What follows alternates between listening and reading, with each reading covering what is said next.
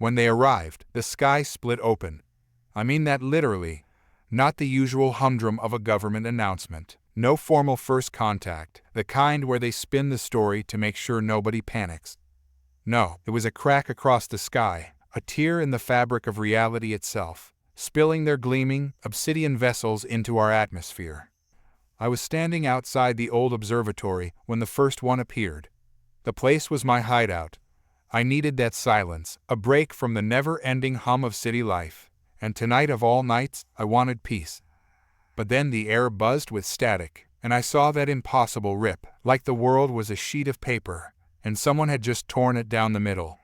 It was a tear that shouldn't have been possible, like reality itself had a weak point, and those things had found it. I barely had time to process it before a ship the size of a skyscraper descended. Its shape was sleek, but unsettlingly asymmetrical, like it was built by something that never cared about symmetry, or maybe just didn't see the world like we do. A chill ran through my veins as I stared up at it, my mind grappling with the reality of what I was seeing. Aliens, real, flesh and blood aliens, were landing on Earth, and there I was, the only witness in miles of empty hills. The ship hovered, humming with a low, resonant frequency that rattled the windows of the observatory. Then, it set down gently on the ridge just a few hundred meters away from me. I thought about running, but curiosity, or maybe stupidity, kept my feet rooted to the spot. A ramp extended, and they came striding out. Two towering figures, humanoid, but with skin that shimmered like liquid metal. Their movements were smooth, too smooth, like they were underwater. Vranthii, I would later learn they called themselves, the self-proclaimed apex species from a planet that made Earth's gravity feel like a pleasant breeze. They glanced around, but I was too far away for them to notice me. Then one of them spoke, a voice that seemed to bypass my ears and sink straight into my brain. Primitive gravity, weak species, soft bones. It wasn't just a voice, it was an emotion, a sneer, a condescending flicker of disdain for everything they saw. I didn't know it yet, but that was their declaration of war. 3 weeks later, I was back in the city, and the world had changed. Oh, it wasn't all-out war, not yet. But the Vranthii made sure we knew exactly what they thought of us. Diplomatic visits turned into showboating, each of their demonstrations underlining how they could leap 3 stories in a single bound, crush steel with their bare hands, or shrug off bullets. I watched it all on screens, along with the rest of humanity, but no one felt the chill in their voices like I did that night. The Tylerites arrived shortly after, little more than floating brains encased in crystal shells, tethered to levitation drones. They were even worse than the Vranthii, though in a quieter way. They saw our gravity as quaint, something to overcome with their anti-gravity harnesses and hovering cities. They treated us like pets, patting us on the head for achieving space travel and throwing out technological breadcrumbs that just barely advanced our understanding of the universe. And then the event happened. The night that changed everything. The night I thought the world would end. It was the dead of night, and I was working late in the university's geology lab, buried in layers of rock samples that might as well have been relics of a different world. The rest of the research team had gone home, but I always stayed longer. It was a habit I picked up after that night on the ridge. If I worked late enough, I could almost convince myself I was too busy to think about what I'd seen. But tonight was different. The air felt wrong, thick, like I was breathing through a wet cloth. My hands shook as I cataloged samples, but I forced myself to keep going. Then the power cut out. I froze. The hum of the building's generators died, and the quiet that followed was unnerving. I stepped into the hallway, looking for some sign of what went wrong. A distant thud made me jump. It wasn't mechanical. It felt like a shift, like the building itself had settled. My ears popped, and I realized what it was. Pressure. Something outside was pressing in, like the world had gained weight. I reached a window and looked out over the city, and I saw it, streetlights flickering, cars grinding to a halt, like something was pressing down on everything. People stumbled, clutched their chests, fell to their knees.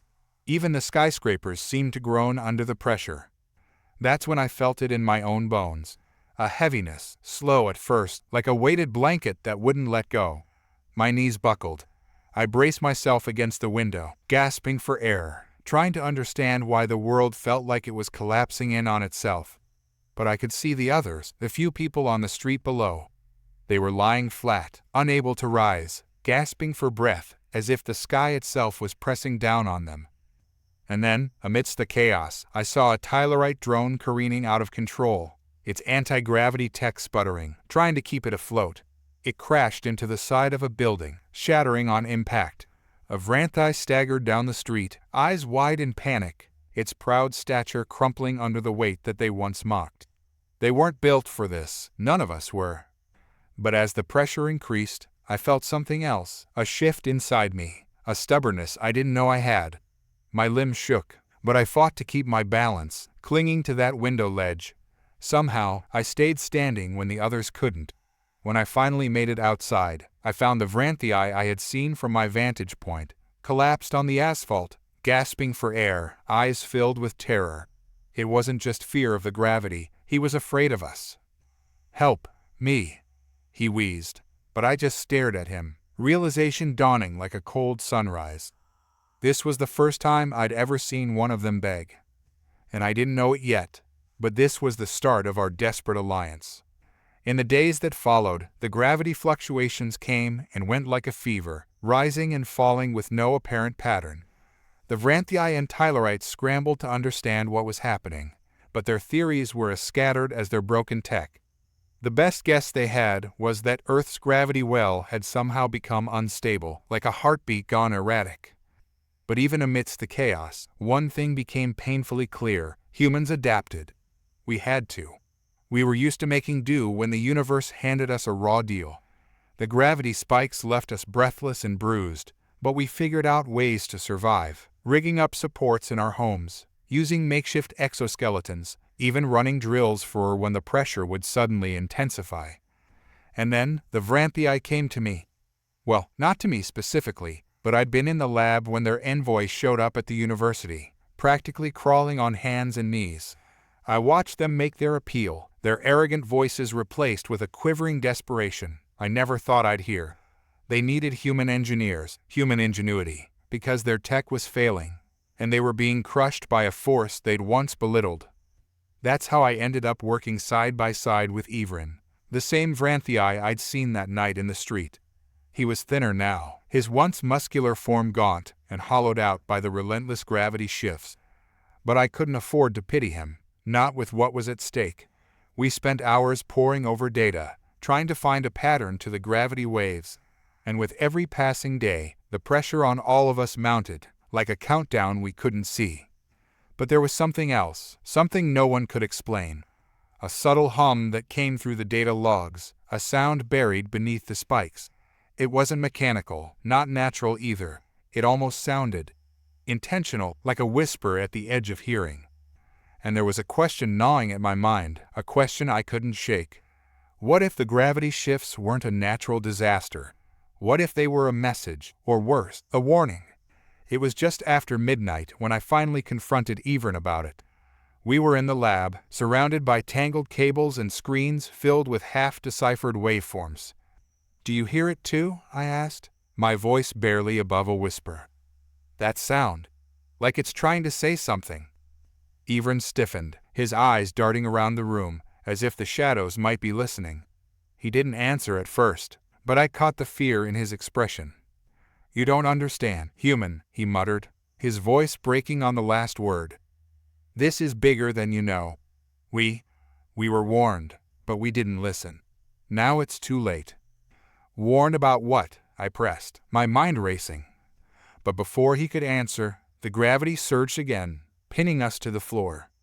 Ivrin and I struggled against the crushing weight of the sudden gravity surge, pinned to the lab floor like insects under glass.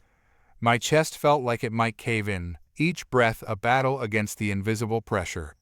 The entire building groaned around us, as if the planet itself was straining under the force. But all I could think about was Ivrin's half-finished words. He knew something that could change everything. I forced my head to turn towards him, saw his mouth moving as he tried to speak. But the words were lost in the roar of the pressure and the blood pounding in my ears. My vision swam, spots of darkness eating away at the edges. If this surge didn't let up soon, we'd both be dead. Then, as abruptly as it started, the pressure eased. It wasn't gone, but it dropped to a level that let me drag in a desperate lungful of air.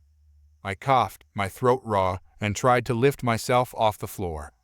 Ivrin was already struggling upright, his limbs trembling as he clutched at the edge of a desk, his breathing ragged and desperate. "What did you mean? Warned?" I managed to croak, my voice barely audible over the ringing in my ears. Ivrin's eyes darted around the room, as if expecting shadows to come alive. He shook his head, his hands trembling so hard they left dents in the metal edge of the desk. It's not safe to speak of it. Not now. They could be listening. They always listen." I clenched my jaw, frustration surging through me. But I knew enough to let it go. For now, I grabbed a nearby data pad and pulled up the last reading from our instruments, hoping the surge hadn't fried everything. The data was a jumbled mess, but the low, undulating hum buried in the waveforms was still there, clearer than before. "There, do you hear that?" I turned the pad towards Ivrin, pointing at the screen. He froze, his silvery skin paling to a sickly shade of gray. That is the sound of our end. It is the voice of the Watchers. Later, after we had recalibrated the equipment and patched up what we could, Ivrin sat slumped in a chair, staring at the floor. The fear in his expression had settled into something more profound, resignation. I couldn't let him stay like that, not when I needed answers. I leaned over the console, forcing him to look at me. "Ivrin, enough with the cryptic warnings. What are these Watchers? Why are they doing this to us?" He hesitated, then finally met my gaze. We were told of them in ancient texts. Old stories, legends even, from when my people first reached the stars. They are said to be a force that watches over the natural order of worlds, correcting anomalies. "What kind of anomalies?" I pressed, a chill running through me. "Worlds that do not behave as they should.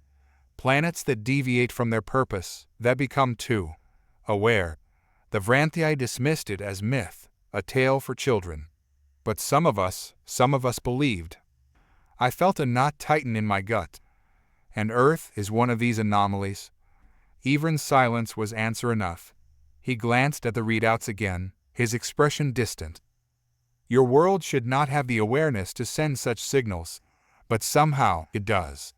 The Watchers, they may see this as a threat, and they act swiftly against anything that might disrupt the balance." The pieces clicked together in my mind, a terrible picture taking shape. If Ivrin was right, Earth's gravity fluctuations weren't a natural disaster. They were a response, a deliberate act by a force that saw Earth as a danger, and the signals buried in those gravity waves. Could they be Earth's attempt to communicate, or a desperate cry for help? We took the data to the human scientists the next morning. They weren't eager to listen. Most had written off Ivrin and the other aliens as little more than stranded tourists, victims of their own arrogance. But after the latest surge, desperation made even the proudest of them willing to consider the unthinkable. We pored over the waveforms, isolating the hum that seemed to whisper just beneath the gravity fluctuations. Dr. Zhang, an astrophysicist with the kind of reputation that normally made her untouchable, leaned closer to the screen, her brow furrowing as she ran the signal through another filter. "It's almost like a language," she murmured, her voice barely more than a breath. "Not binary, not anything we know, but there's a structure to it. It's trying to convey something." "It's a warning," Ivrin muttered from across the room, his eyes dark with the weight of his knowledge. "It's telling us that we've overstepped, that Earth is no longer within acceptable parameters." Zhang shot him a look, her expression a mix of skepticism and curiosity. "A warning from what, exactly?" He didn't answer. I knew he wouldn't. Ivrin had already shared more than he'd meant to. But as we continued to analyze the signal, something else emerged from the data, a pattern, one that didn't fit with any known phenomenon. A pulse, deep and rhythmic, like the heartbeat of a world. I felt my skin prickle with a cold sweat. What if this wasn't just a warning? What if it was a countdown?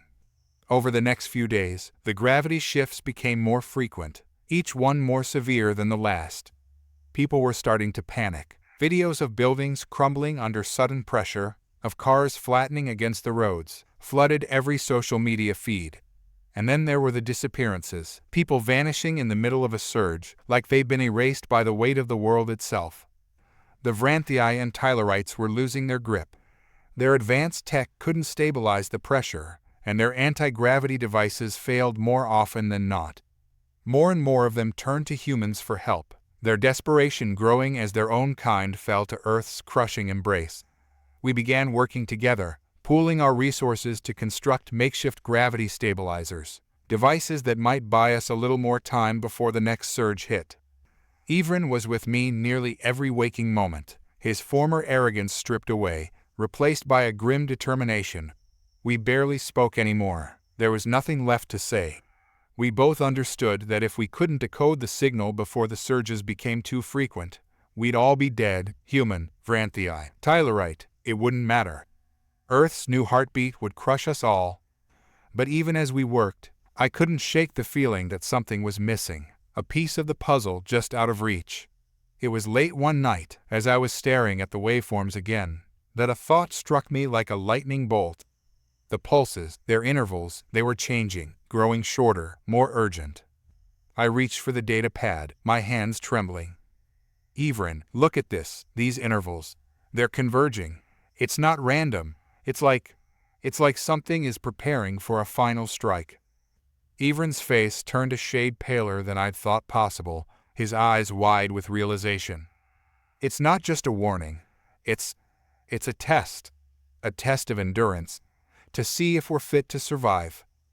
But if we fail, I asked, my voice barely more than a whisper. He looked at me, and in his expression, I saw the truth that neither of us wanted to face. If we failed, the gravity surges wouldn't just stop. Earth would tear itself apart, taking us all with it. The realization that Earth's gravity surges were part of a trial, a test of endurance from some ancient, unknowable force, struck me harder than the last surge had. My mind raced as I sat in the dimly lit lab, surrounded by the hum of half-broken equipment, feeling the weight of our situation pressing down on me as surely as the gravity had. Ivrin was right. This wasn't just a cosmic phenomenon.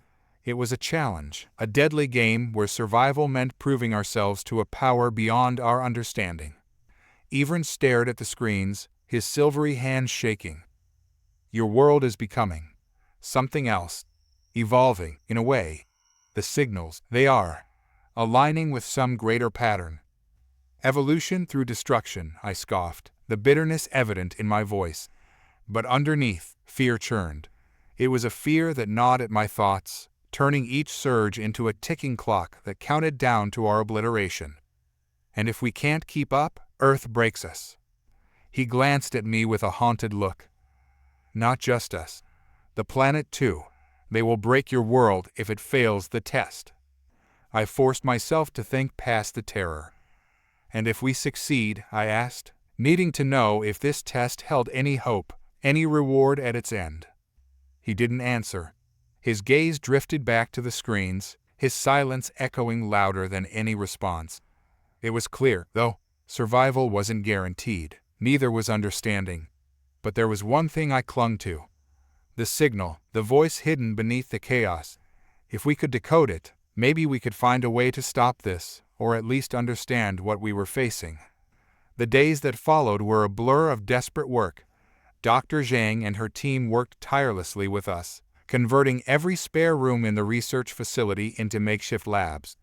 Equipment cannibalized from alien tech cluttered the hallways, anti-gravity stabilizers, energy condensers, signal processors. It was a haphazard mix of human ingenuity and alien superiority. Yet somehow, we made it work.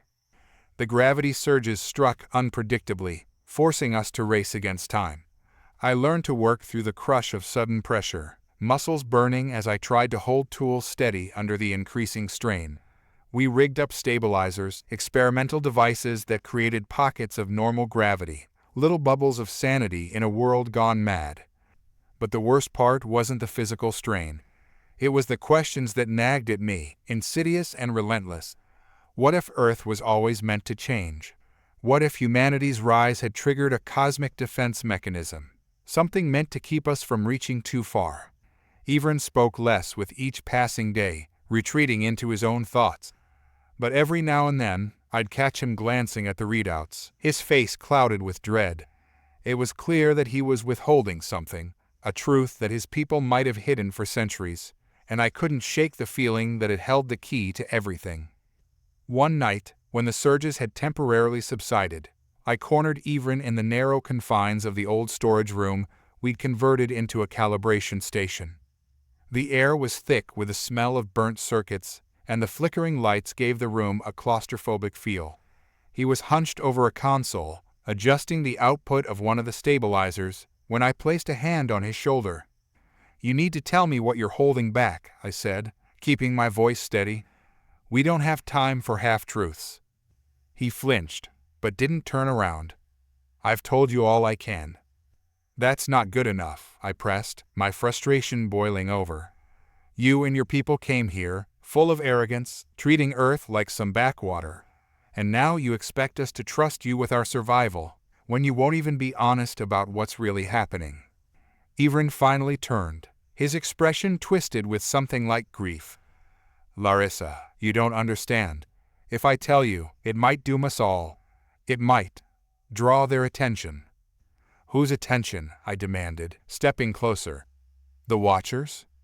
He stared at me for a long moment, then let out a shuddering breath. "Yes, but they are not merely observers, Larissa. They are architects, guardians of the natural order. When a world steps outside the path it was meant to follow, they return it to equilibrium. They remake it. But that process is violent."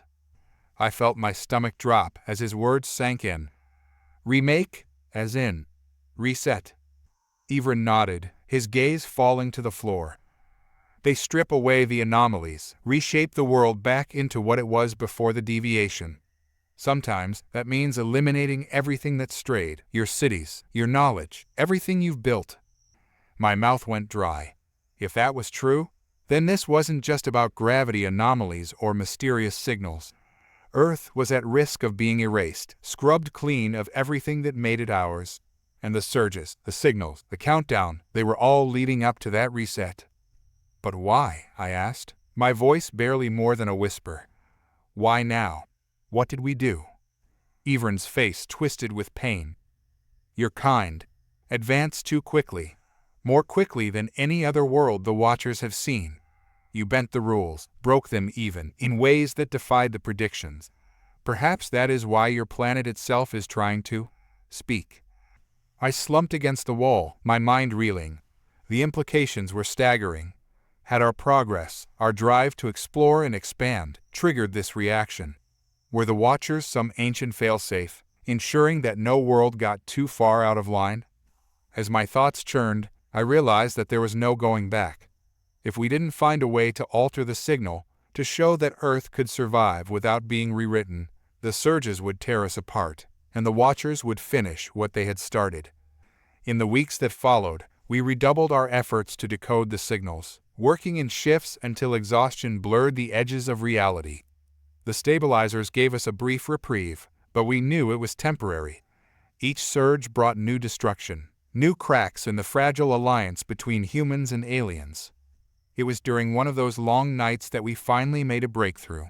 Dr. Zhang, Evren, and I huddled around a console, watching as the patterns we'd been studying shifted, revealing something beneath the surface noise, a map. It was an intricate design, made of pulses and vibrations, but unmistakable. Evren's breath caught. This is a directive, a coordinate system, but it's not for any star chart I've ever seen." I squinted at the screen, trying to make sense of the swirling lines and nodes. "What's it pointing to?" Zhang's fingers flew over the keys, overlaying the map with Earth's own geography. Her eyes widened as the pieces aligned. It's pointing to the core of the planet."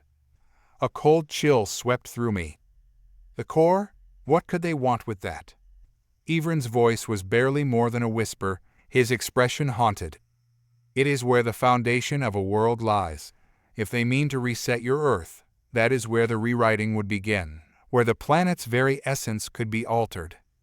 I stared at the map, the reality of our situation sinking in deeper than ever. If we wanted to stop this, we'd have to venture to the source of the signal, deep beneath the Earth's surface, to the heart of the planet itself. Zhang looked at us, her face as pale as the screen's glow. If the Watchers are as powerful as you say, then this could be our only chance. But getting down there, surviving the conditions, it's madness. Madness or not, it's the only shot we have, I said, my voice steady despite the fear gnawing at my gut. And I'll be damned if I let some ancient overlords erase everything we've fought for. Ivran nodded, a grim resolve settling over him. Then we have no time to waste. We must prepare, gather what technology we can, assemble a team. If we're to survive this, it will take both human and Vranthi strength. As we planned the expedition, I found myself wondering if Earth's evolution, its resistance, was truly a deviation, or if it was simply the natural next step for a species that had always defied the odds. Perhaps the Watchers had underestimated what we were capable of. Perhaps we would surprise them yet.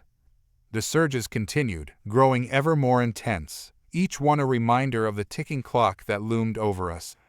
But this time, we had a destination, a point of confrontation. We were no longer just fighting to survive. We were fighting to make our stand, to show that Earth and humanity would not be erased so easily. It was a desperate hope, but it was all we had. And so, we prepared to descend into the depths of a world that might be preparing to devour us whole. We would confront whatever lay at the planet's core, face the secrets buried beneath the mantle. And if the Watchers were watching, then let them, because we weren't going down without a fight. This time, Earth would have a voice, and they would hear it. The preparations for our descent were like gathering for a war. Each piece of equipment, every decision felt like a choice between life and death. The once abandoned research facility turned into a bustling hive of activity, where every alien and human scientist worked side by side. Their eyes, like mine, were lined with exhaustion, but also a strange sense of determination. We were all keenly aware of the stakes. The surges, the relentless gravity waves, these were just the symptoms. We needed to face the disease at its source. Dr. Zhang had managed to piece together a subterranean probe from salvaged Vranthi technology, designed to withstand the intense pressures and heat at the planet's core. It wasn't much more than a fragile metal coffin, outfitted with sensor arrays and a stabilization field generator, our makeshift lifeline against the crushing force below. It looked like a battered relic from a forgotten war, and in many ways, that's exactly what it was. But it was our best chance. Ivran and I worked side by side, running diagnostics on the stabilizers that would, hopefully, keep us alive long enough to reach the core. He glanced at me over a tangle of exposed wiring, his expression a rare mix of admiration and fear. You humans, you adapt so quickly. Even in the face of annihilation, you find a way to keep moving forward. I allowed myself a small, weary smile. It's what we do.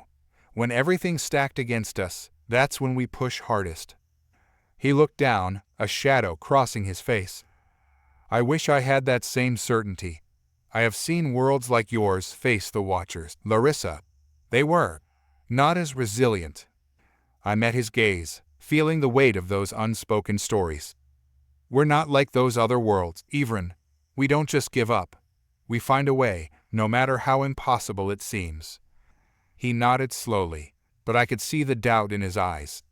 A doubt that mirrored my own, even as I tried to drown it beneath layers of resolve. Because deep down, I couldn't shake the feeling that we were hurtling toward something beyond our comprehension.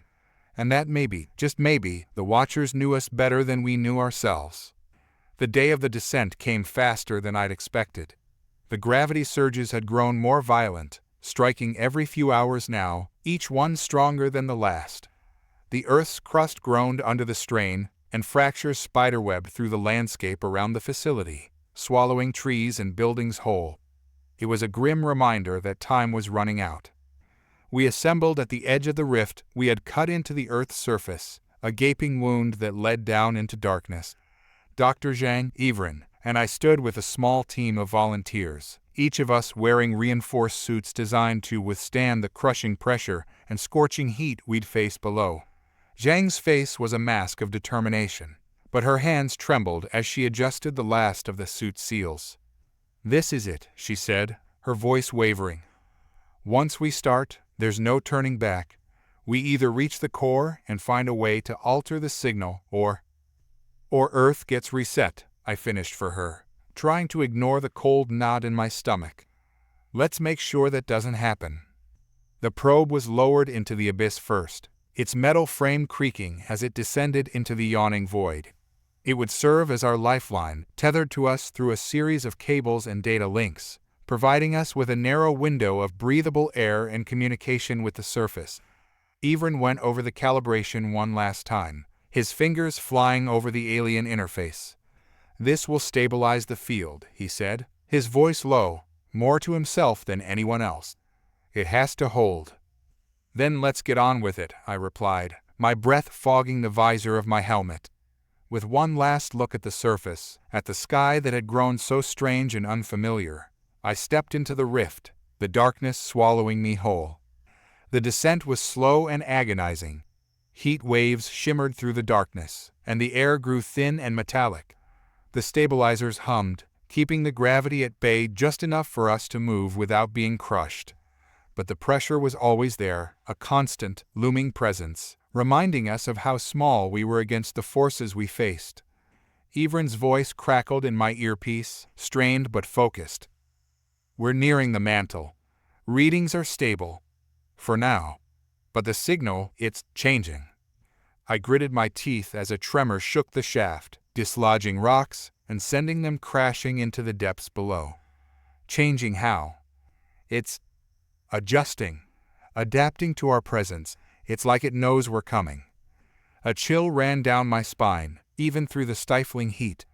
The idea that the signal, or whatever was behind it, was aware of us, watching us as we delved deeper into the Earth's core.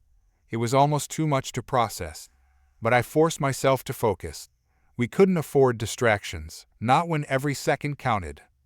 Dr. Zhang's voice came through next, tight with urgency. "I'm picking up something.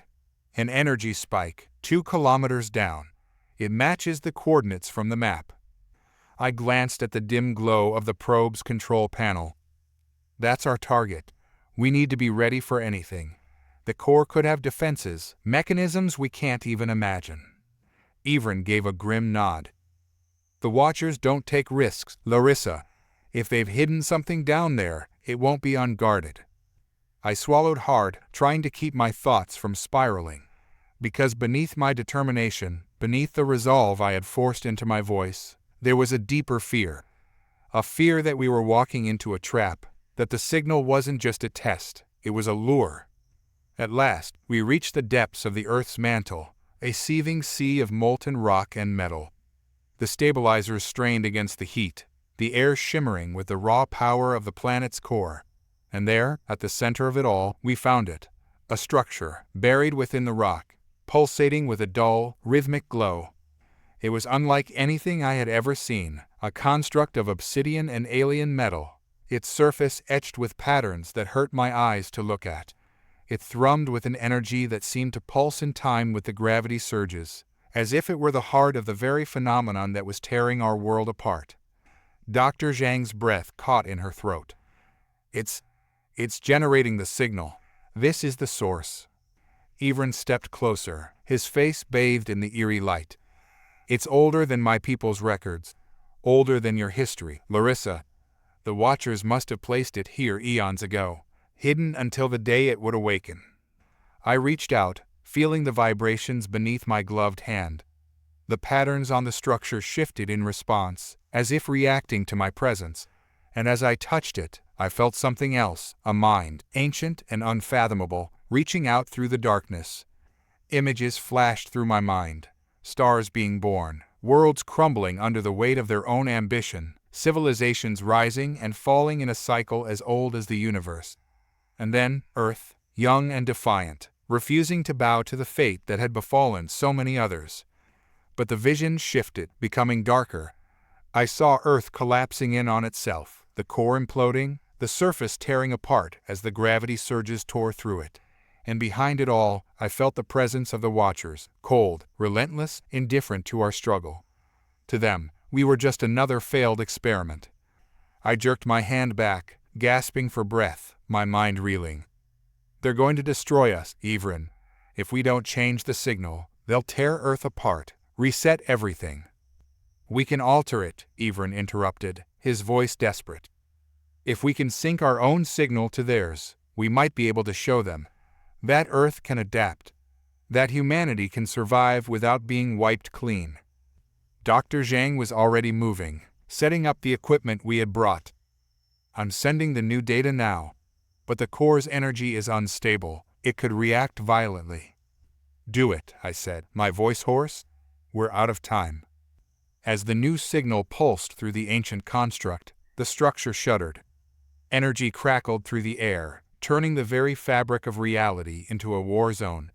The ground beneath us trembled, and I could feel the gravity shifting, distorting. Evren worked frantically at the controls, his face contorted in concentration. Hold on, just a little longer. But as the energy swelled, I realized that this wasn't just a mechanical process. It was something deeper, a confrontation of wills, between the Watchers and Earth itself, between those who would reset us and those who refused to be erased. In that moment, I understood the true meaning of the test. It wasn't just about survival.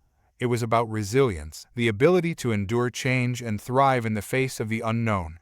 And as the Earth's core roared beneath us, I felt a flicker of hope, because if any world could defy the odds, it was ours. The surge of power reached its peak, and the construct let out a sound that resonated through my bones, a sound that spoke of endings and beginnings, of worlds reborn. And then there was a flash of blinding light, and the darkness swallowed us whole. When I opened my eyes, I was lying on the cavern floor, the construct dark and silent beside me. Evren and Dr. Zhang were stirring nearby, their faces pale but alive. The surges had stopped.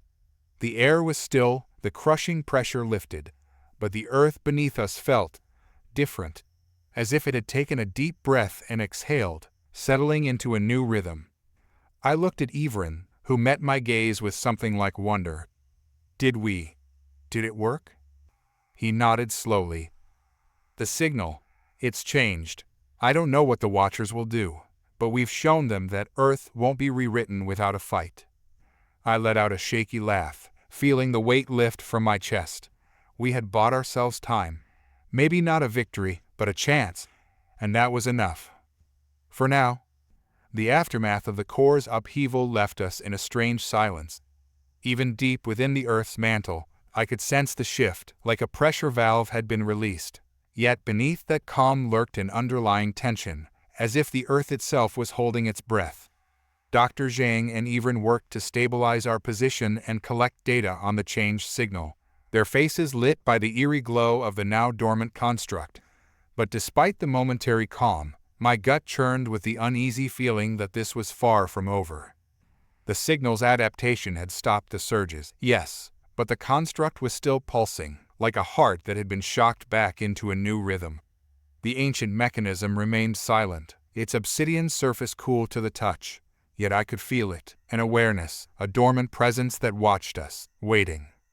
We've bought ourselves time, Dr. Zhang murmured as she scanned the probe's readouts, her hands moving with a precision that barely masked her trembling.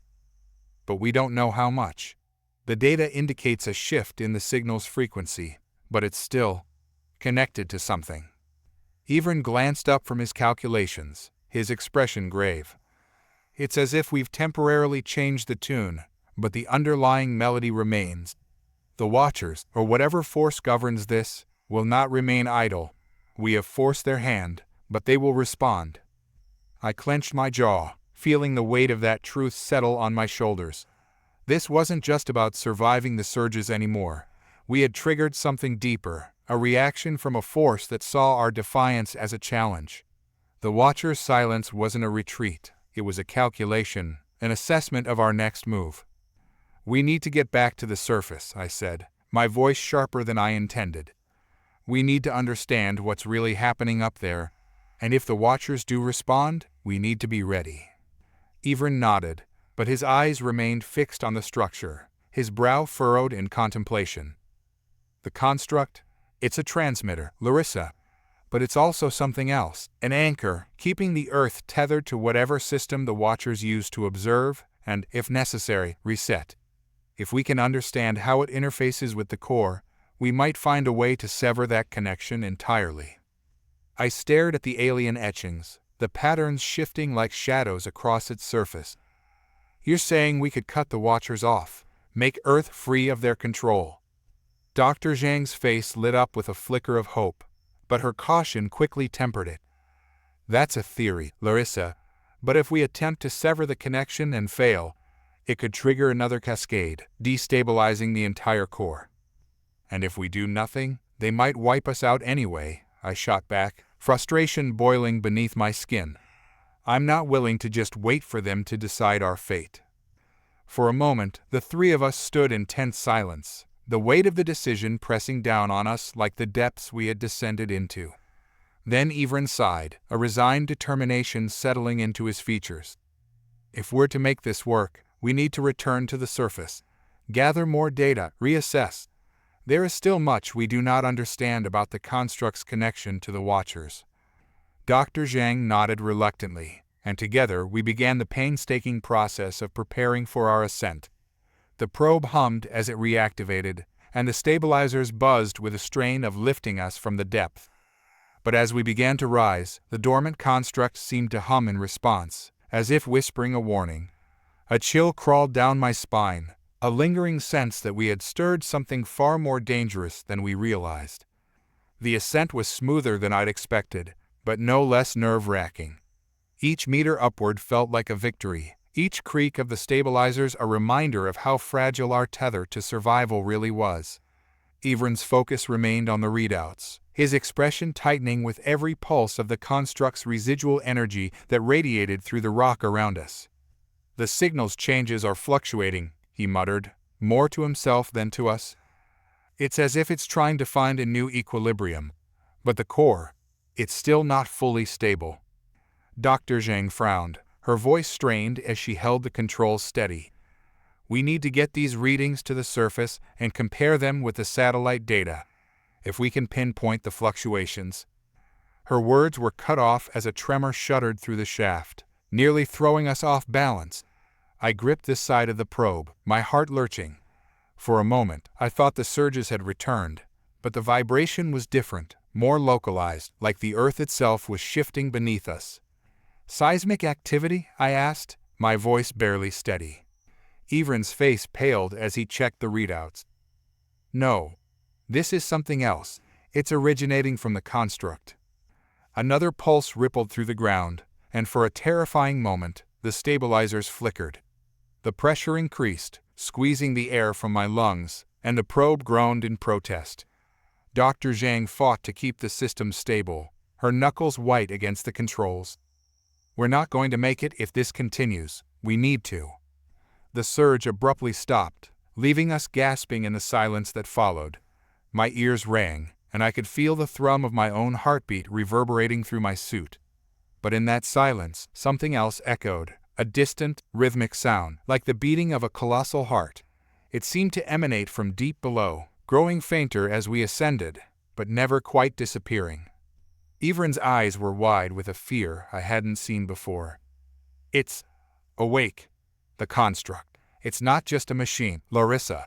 It's alive, or connected to something that is. And it knows we're here. The surface greeted us with a strange and disorienting sight. Where the facility had been surrounded by fractured earth and shifting fault lines, there was now a stillness that felt wrong. The air, heavy with the scent of ozone, seemed to press down on us like a weight, and the sky above had taken on a strange, greenish hue, as if the very atmosphere had been altered by the changes deep below. Dr. Zhang ran a series of checks on the facility's systems, her fingers moving in a blur over the consoles.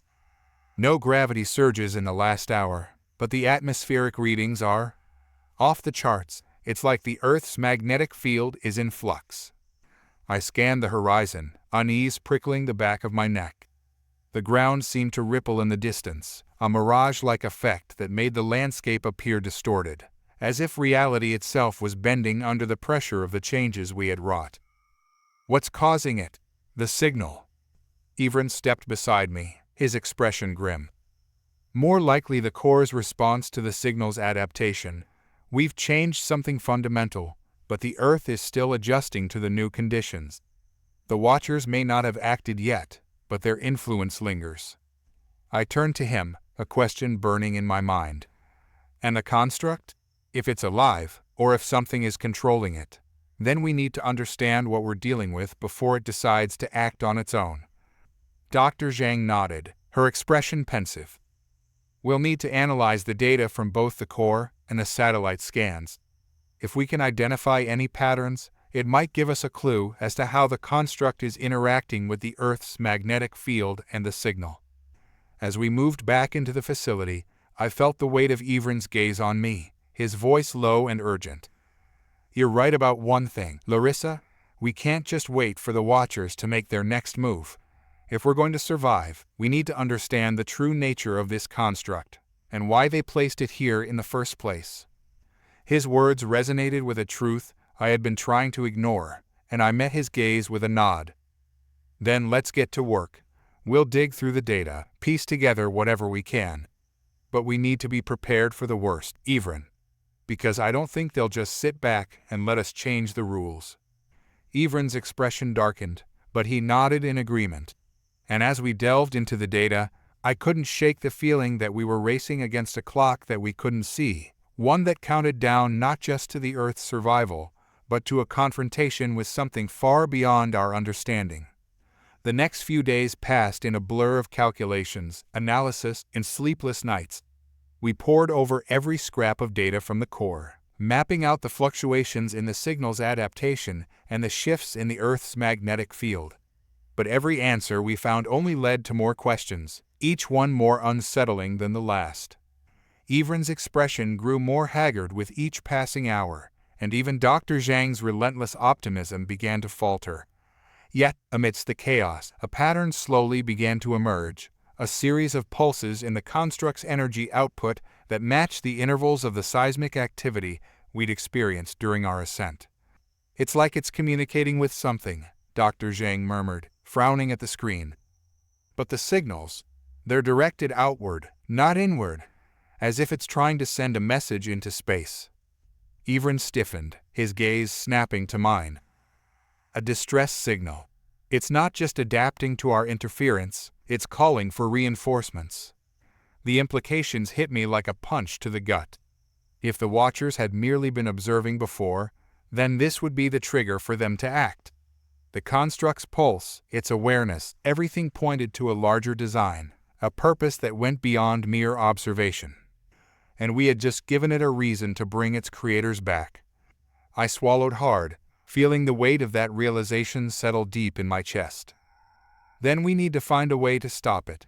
Whatever it's trying to call, we need to shut it down before they arrive.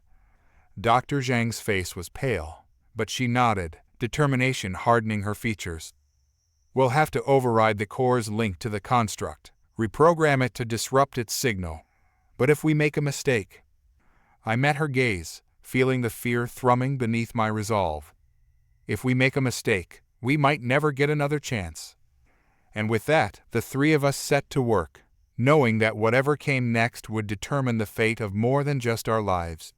It would decide whether Earth remained ours, or if it would be rewritten, this time for good. The facility's lights flickered as the hum of machinery filled the air, interspersed with the dull clatter of our hurried work. Dr. Zhang's fingers danced across the keyboard, running calculations faster than I could follow, while Evren and I hovered over the terminals, tracking the signal's progression. The pressure of time weighed heavily on us, each passing second a reminder that the construct's pulses continued to reach out into the void. We had a plan, a dangerous, desperate one, but it was our only shot. The goal was to override the construct's transmission by interfacing directly with its core link. If we could hijack its signal, we might disrupt the message before it reached whatever force the Watchers would send. But if we miscalculated, the energy from the core could backlash, destabilizing everything in a catastrophic surge. Evren and I exchanged a glance as Dr. Zhang adjusted the energy converters. "We're rerouting the signal through the auxiliary relays," she said, her voice tense. "This should give us just enough control to scramble the message without causing a core breach. But the margin for error is razor thin." "I'll handle the manual overrides," Evren replied, taking up position at the controls. His hands shook slightly as he gripped the levers, his knuckles turning white. "Larissa, you'll need to monitor the output and adjust the feedback loop. If the power levels spike, we could lose everything." I nodded, moving to my station, trying to ignore the gnawing anxiety clawing at my gut. The screens before me displayed a dizzying array of data: signal frequencies, power levels, seismic readings. It was chaos, but it was my kind of chaos, one where a single mistake could spell the end, but also where precision could win us a fighting chance. Dr. Zhang's voice crackled over the intercom. "Initiating signal disruption in 3, 2, 1. A low hum vibrated through the facility, followed by a jolt that nearly knocked me off my feet. The lights dimmed as power rerouted into the core's circuits, and the readouts on my screen spiked dangerously. I fought to stabilize the feedback, my fingers flying over the controls as I adjusted the modulation. The construct's pulse intensified, resisting the interference like a living thing fighting back against an intruder.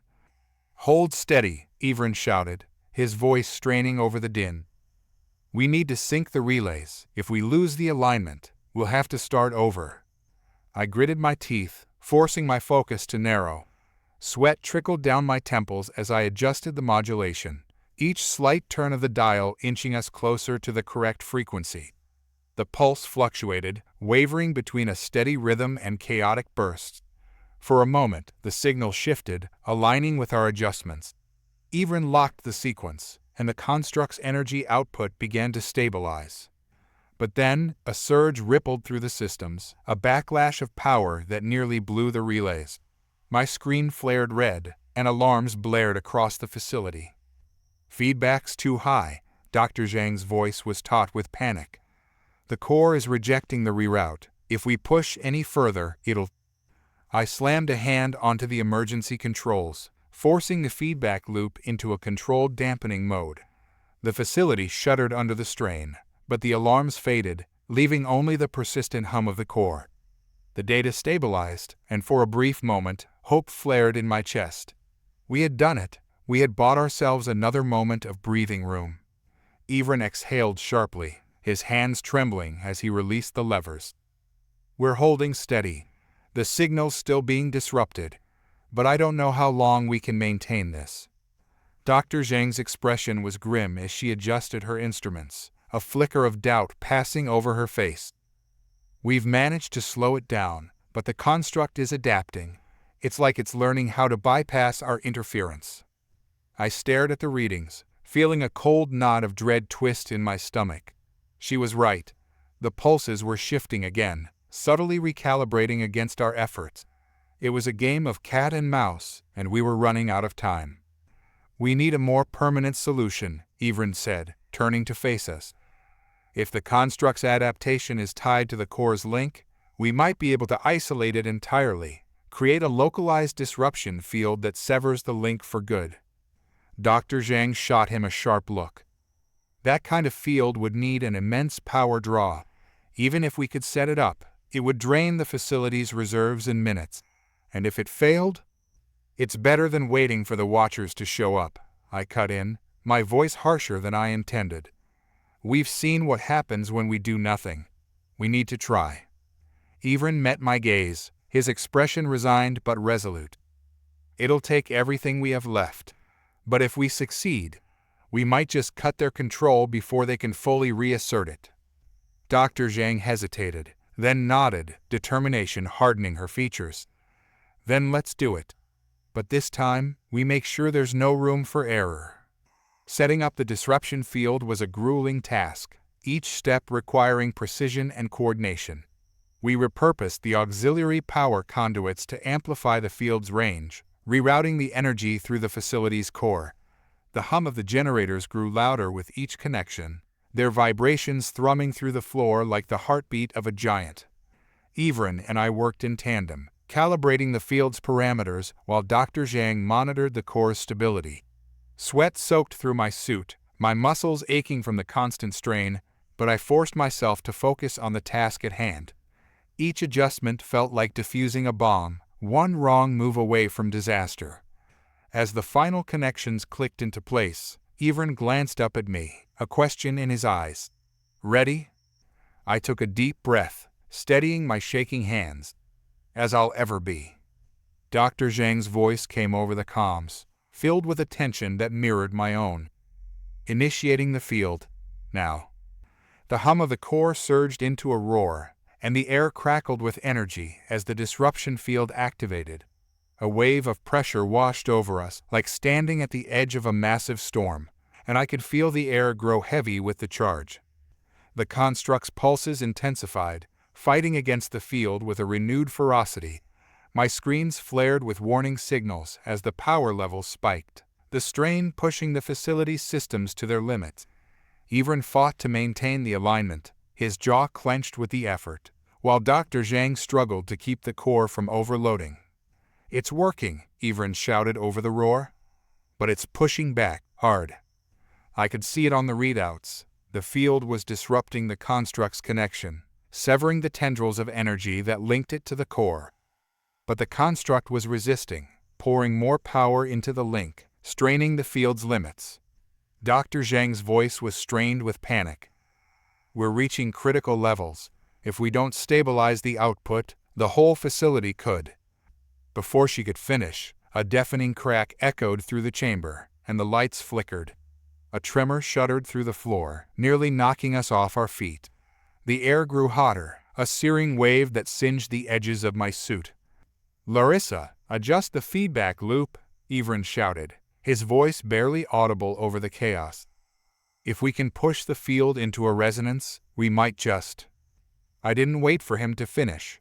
My hands moved on instinct, adjusting the modulation, forcing the field into a tighter frequency. The core's energy surged, pushing back against the construct's resistance. The readings spiked, the numbers flashing red, but I gritted my teeth and held the controls steady. And then, with a sound like shattering glass, the pulse stopped.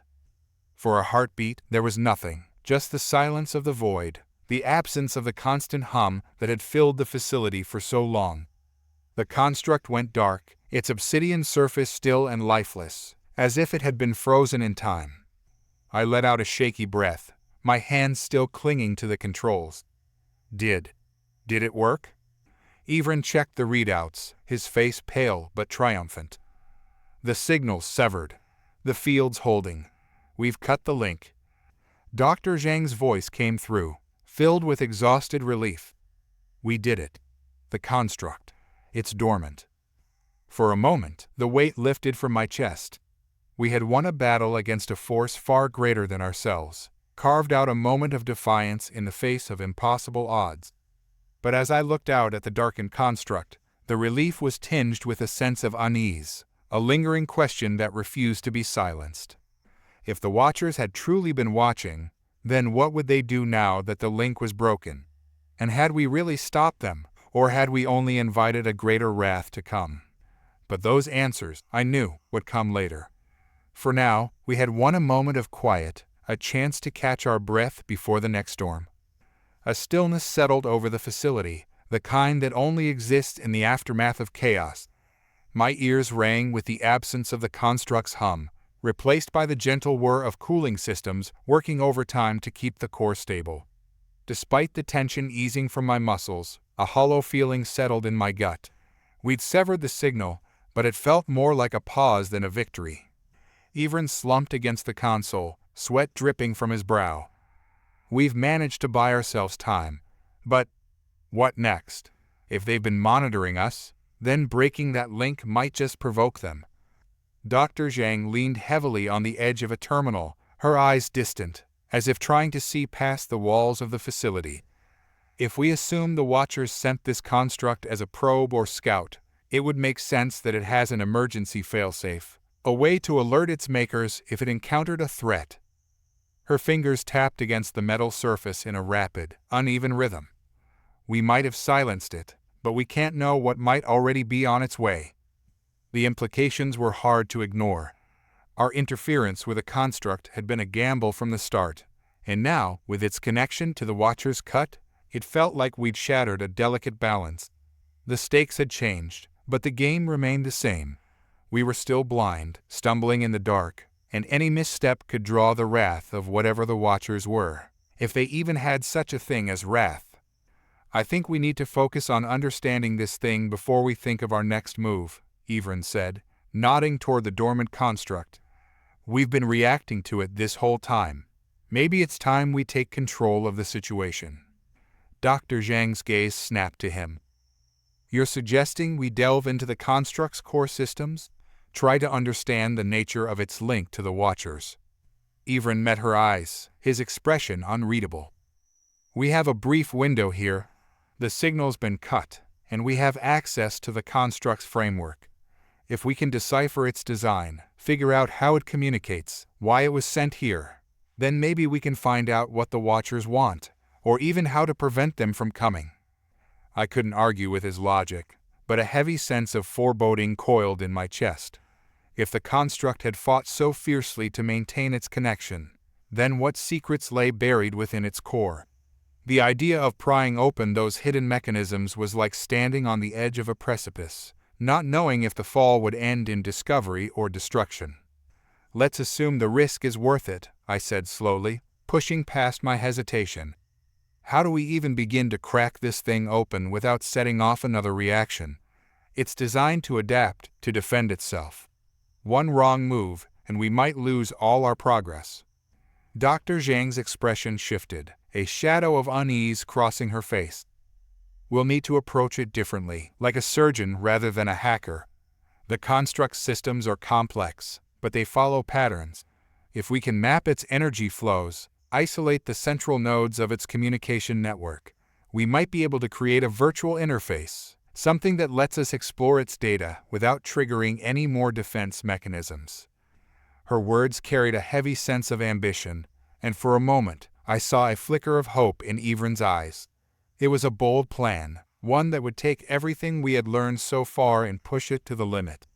But bold plans were all we had left. Hours bled into one another as we worked to map the construct's internal structure. The facility's once sterile hallways had turned into a labyrinth of cables and conduits, linking our computers to the construct through a series of makeshift interfaces. Dr. Zhang had reconfigured a network of scanners, each one tuned to analyze the subtle shifts in the construct's energy patterns.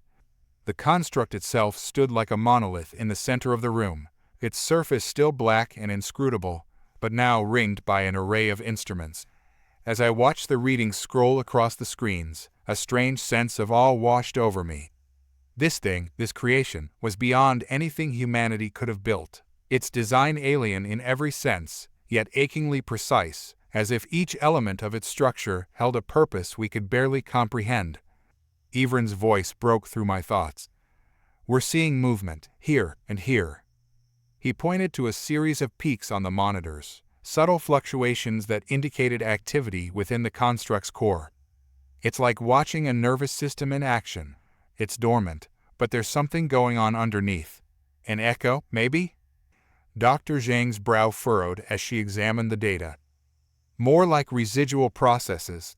Even without its external signal, it's still running internal protocols, maybe maintaining a memory cache, or preserving data for when its link is restored.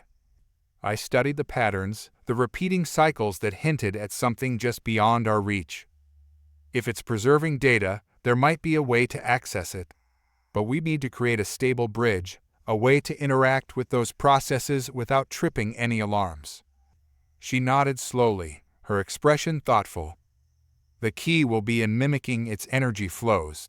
If we can sync our interface to match the construct's internal frequencies, it might let us slip through the barriers without detecting us. Evren glanced between us, his mouth set in a hard line. And if we're wrong? Dr. Zhang hesitated. If we're wrong, the construct might trigger a failsafe, and it'll all be over. But if we're right, we could learn what the Watchers have been doing here, why they chose Earth, why they're interested in our planet's gravity. Silence fell over us as her words hung in the air. I felt the weight of them settle deep in my chest, a reminder of the enormity of our task. The construct was more than a machine. It was a message, a question from the depths of space, and we were the only ones who could try to answer it. The moment of truth came after hours of fine-tuning and calibration. The disruption field held steady, providing us with a buffer of protection as we prepared to interface with the construct's core. I took my place at the primary terminal, fingers hovering over the controls as I glanced at Yvonne and Dr. Zhang. "Are we ready?" I asked, my voice barely more than a whisper. Yvonne nodded, his gaze steady. "As ready as we'll ever be." Dr. Zhang took a deep breath, her hands gripping the edge of her console. "Remember, we're looking for a way in. A path through its defenses. We stick to the plan, no improvising, no risks." I offered a tense smile. "Let's hope the construct agrees with us."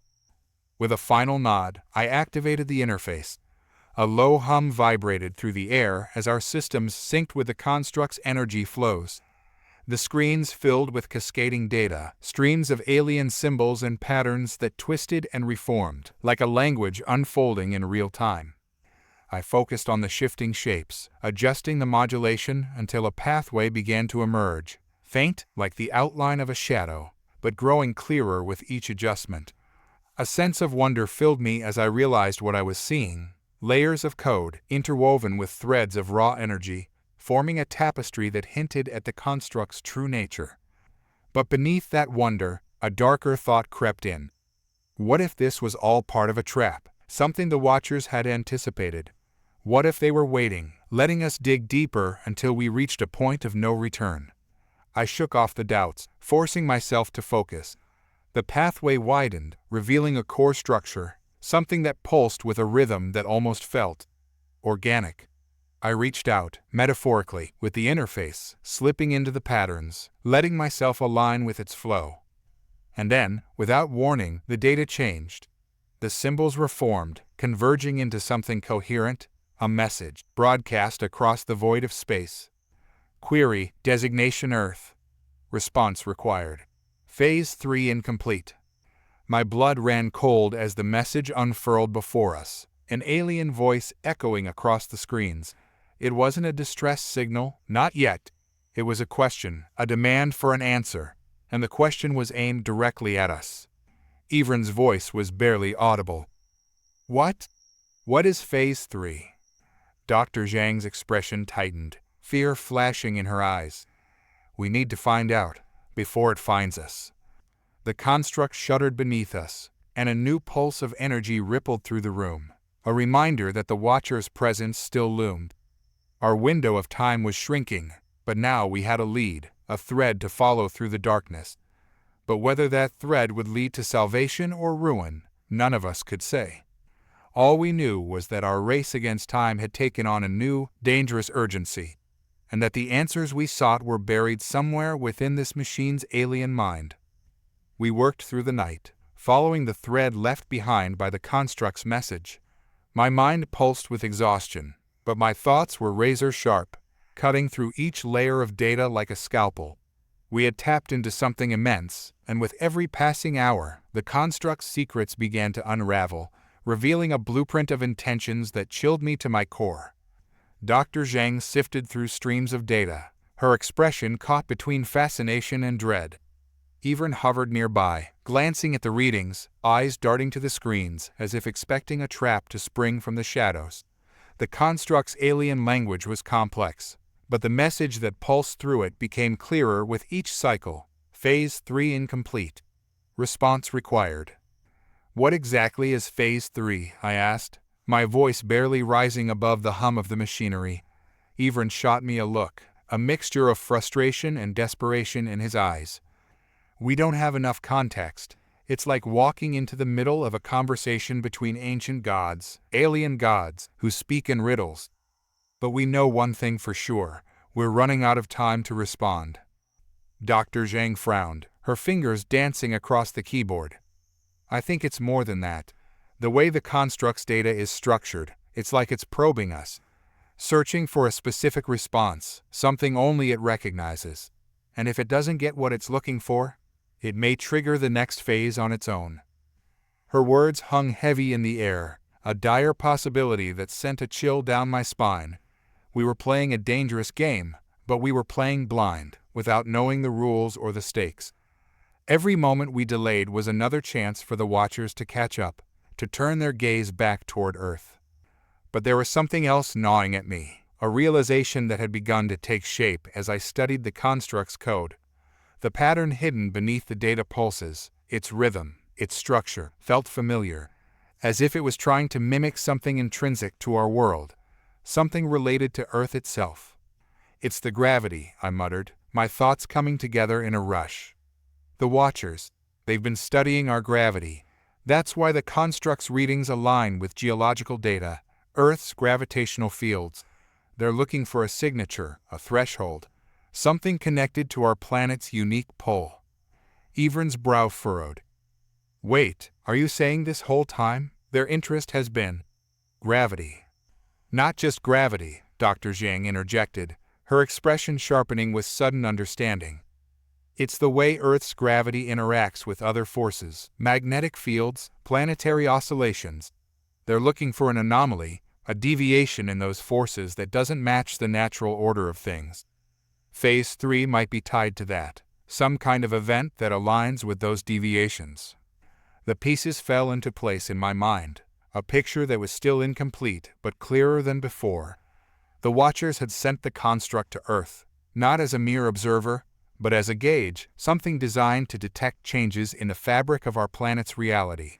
And if Phase 3 was incomplete, it meant they were waiting for a specific condition to be met before moving forward. But what would happen when it did? What would the Watchers do if they determined that Earth's gravity, or whatever anomaly they were tracking, had crossed that invisible threshold? "I think it's a test," I said, my voice sounding far away even to my own ears. "The Watchers are testing Earth. Maybe they're looking for a sign that our world is ready for something. A threshold that, when crossed, would signal them to act. And if we don't respond correctly, or if they think we're not ready..."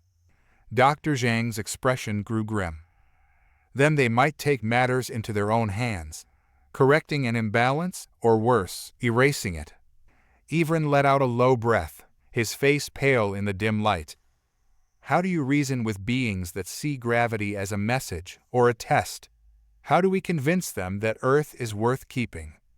The weight of his words settled between us, a stark reminder of how little we understood about our situation. The Watchers weren't just an advanced civilization. They were something fundamentally different, entities that perceived the universe through a lens we could barely grasp. And now, they held the fate of our planet in their metaphorical hands. But if we were going to find a way through this, we had to understand what they were looking for, and why they were willing to judge Earth based on something as intangible as gravity. With our analysis deepening, the construct's energy flows began to stabilize, creating a narrow window of clarity. I immersed myself in the data, mapping the construct's inner structure, feeling like I was peeling back the layers of an alien mind. The patterns I detected before were stronger now, weaving through its framework like a heartbeat, steady and relentless. Every shift in its pulse revealed more about the construct's intentions, its role as an intermediary between Earth and the Watchers.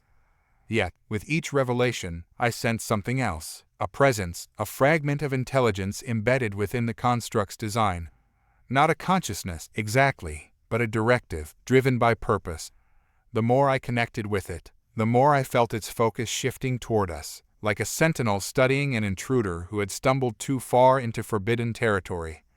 Dr. Zhang's voice broke through the haze of data. "We're getting closer. There's a sub-layer here, encrypted, but it's tied to the construct's original parameters. It might hold the key to Phase 3. Evren leaned forward, his eyes scanning the complex web of code. "If we crack that layer, we might find out what the Watchers are really after. Maybe even find a way to send them a signal, something that convinces them to hold off on their next move." I nodded, the weight of the task pressing down on me. It felt like we were standing on the edge of a cliff, ready to take a leap into the unknown, with only a thread of hope to keep us from falling. But there was no turning back now, not when we were this close to understanding what the construct wanted from us. "Let's do it," I said, steeling myself. "We're out of options. If this is the only way to communicate with them, then we need to try." Dr. Zhang's fingers flew over the keyboard, launching a decryption protocol that dug deep into the construct's sublayer. The screens filled with streams of data, symbols unraveling and reforming as the code struggled to resist our intrusion. The air grew thick with tension, every second stretching into eternity as the decryption dug deeper, peeling back the final layers of secrecy. And then the data shifted. The encrypted layer dissolved, revealing a new sequence, an array of symbols that pulsed with a rhythm that matched the Earth's gravity fields, like a heartbeat in sync with the planet's core. But buried within the data was something more, a message, hidden in the noise, and as it unfolded, the room fell into a stunned silence. Protocol Phase 3, Adaptation or Termination. Response determines fate. The meaning struck me like a physical blow. Adaptation or termination. The Watcher's test wasn't just about understanding our gravity. It was about determining whether Earth could adapt to a change, or whether it would be deemed a failure to be erased from the cosmic ledger. Evren's face had gone pale, his hands gripping the edge of the console. "They're forcing an evolution, a change in our world, and if we can't adapt..." Dr. Zhang swallowed, her voice barely more than a whisper. "They'll wipe the slate clean." For a moment, the enormity of it all left me speechless. The Watchers, these distant observers, were testing us in ways that defied human comprehension. They were forcing Earth to evolve, to reach some hidden potential, or else face annihilation. But hidden beneath the fear was a spark, an understanding of what we had to do. The Watchers were not invincible gods. They were scientists, explorers, just like us, following their own logic, their own rules. And if we could decode those rules, find a way to meet their expectations, then maybe, just maybe, we could tip the scales in our favor. We had found the question, and now it was up to us to give the answer. But time was running out, and the final decision was drawing closer with every pulse of the construct's alien heart. The construct's revelation left a hollow silence in the air, punctuated only by the hum of the consoles and the rhythmic thrum of the alien machine. We had been handed an ultimatum, adaptation or termination, and the weight of that knowledge pressed down like the crushing gravity that had once been Earth's greatest strength. Now, that strength had turned into a burden, a line in the sand that we couldn't cross without proving ourselves. We worked furiously, racing against time as the construct's pulse quickened, almost as if sensing that its purpose was nearing completion. Dr. Zhang's fingers blurred over the keyboard, decrypting subroutines, unraveling the logic behind the construct's directives. Evren, usually the calmest of us, had a wild energy in his movements, his focus absolute as he scanned the readings for any change, any sign that the Watchers might have turned their attention back toward Earth. I stayed deep in the data, searching for a way to turn this in our favor. Every clue, every anomaly in the construct design, hinted at a method, a sequence or a signal that we could send back through its communication network. Something that might convince the Watchers to reconsider their judgment. But there was no roadmap, no clear instructions on how to prove that Earth could adapt. In the midst of it, I caught a fragment, an echo from the construct's core that struck me with a strange familiarity. It was like a ghost of Earth's gravitational field, distorted, reshaped, but still there, lingering within the construct's encoded messages. I magnified it, adjusting the filters until the signal became clearer, the contours of its waveform matching the unique signature of Earth's gravity. Dr. Zhang leaned over, her eyes narrowing at the readings. "Is that a simulation of Earth's gravitational field? It's almost like the construct is trying to model how our gravity interacts with other forces." "It's more than that," I said, my voice rising with sudden realization. "It's a projection, a model of Earth's gravity if it were altered. The Watchers aren't just testing us. They're predicting how our planet might respond to changes, to new conditions. They're waiting to see if we can adapt to their modifications." Evren turned sharply, his expression unreadable. So what do we do? How do we adapt to something we don't even understand? That's the thing, I replied, my mind racing through the possibilities. We might not need to adapt on their terms. If we can manipulate this projection, if we can show the construct a version of Earth's gravity that fits their expectations, we might be able to convince them that we've already adapted. Dr. Zhang's eyes widened as the idea took hold. But it's insane. We'd be rewriting the very fabric of the construct's data, showing it a false version of Earth's evolution. It could trigger a response we can't control.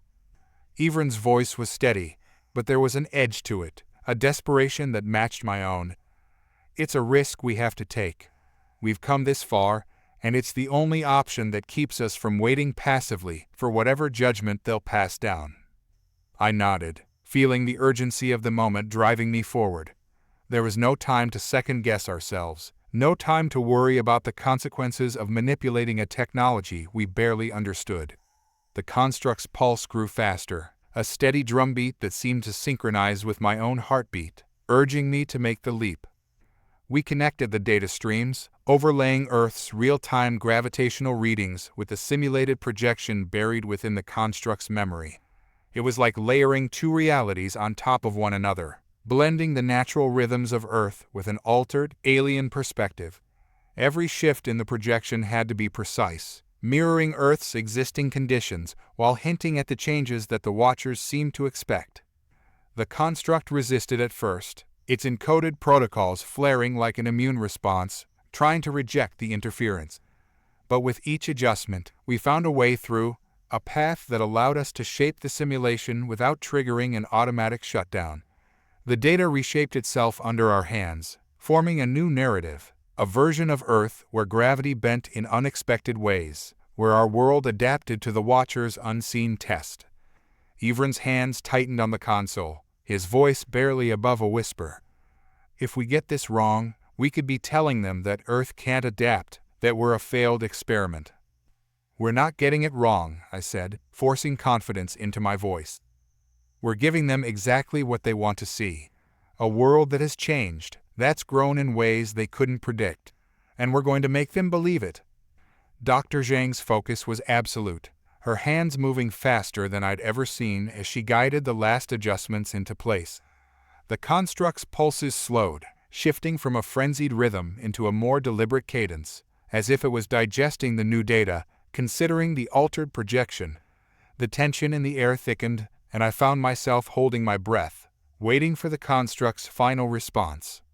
The screens flickered, lines of alien text scrolling past too quickly to read, then stabilizing into a single line. Phase 3. Adaptation acknowledged. Continuation in progress. For a moment, none of us spoke, the words hanging in the air like a lifeline thrown to a drowning world. Relief surged through me, almost overwhelming in its intensity, but beneath it was a darker current, an unease that refused to let go. Dr. Zhang exhaled, her voice shaky with exhaustion. We did it. We actually. A shudder ran through the entire facility, cutting her off mid-sentence.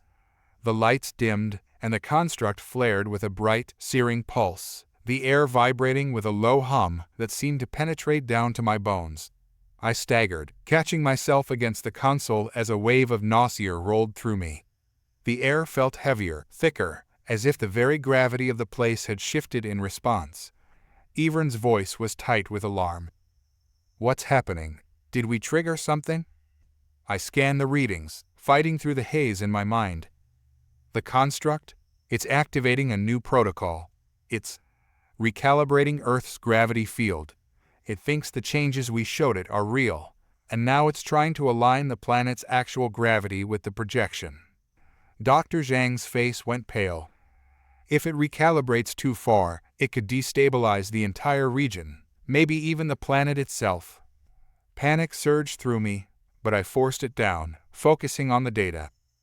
We can't let it complete the recalibration. We need to interrupt the process, shut it down before it pushes Earth past its breaking point. Evren's hands moved across the console, but the construct's systems resisted, locking us out as the recalibration deepened. The room felt like it was tilting, reality itself bending around the construct's influence. My thoughts blurred with the sensation of being pulled in a dozen directions at once. But I clung to one truth, one final desperate option. "Override the power core," I shouted, my voice barely carrying over the rising hum. "If we cut the energy flow to the construct, it'll disrupt the recalibration. It's our only shot."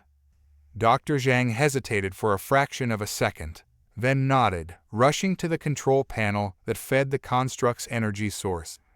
Evren joined her, his expression grim with determination. I turned back to the screens, keeping my focus on the shifting data streams, ready to react the moment the power surge faltered.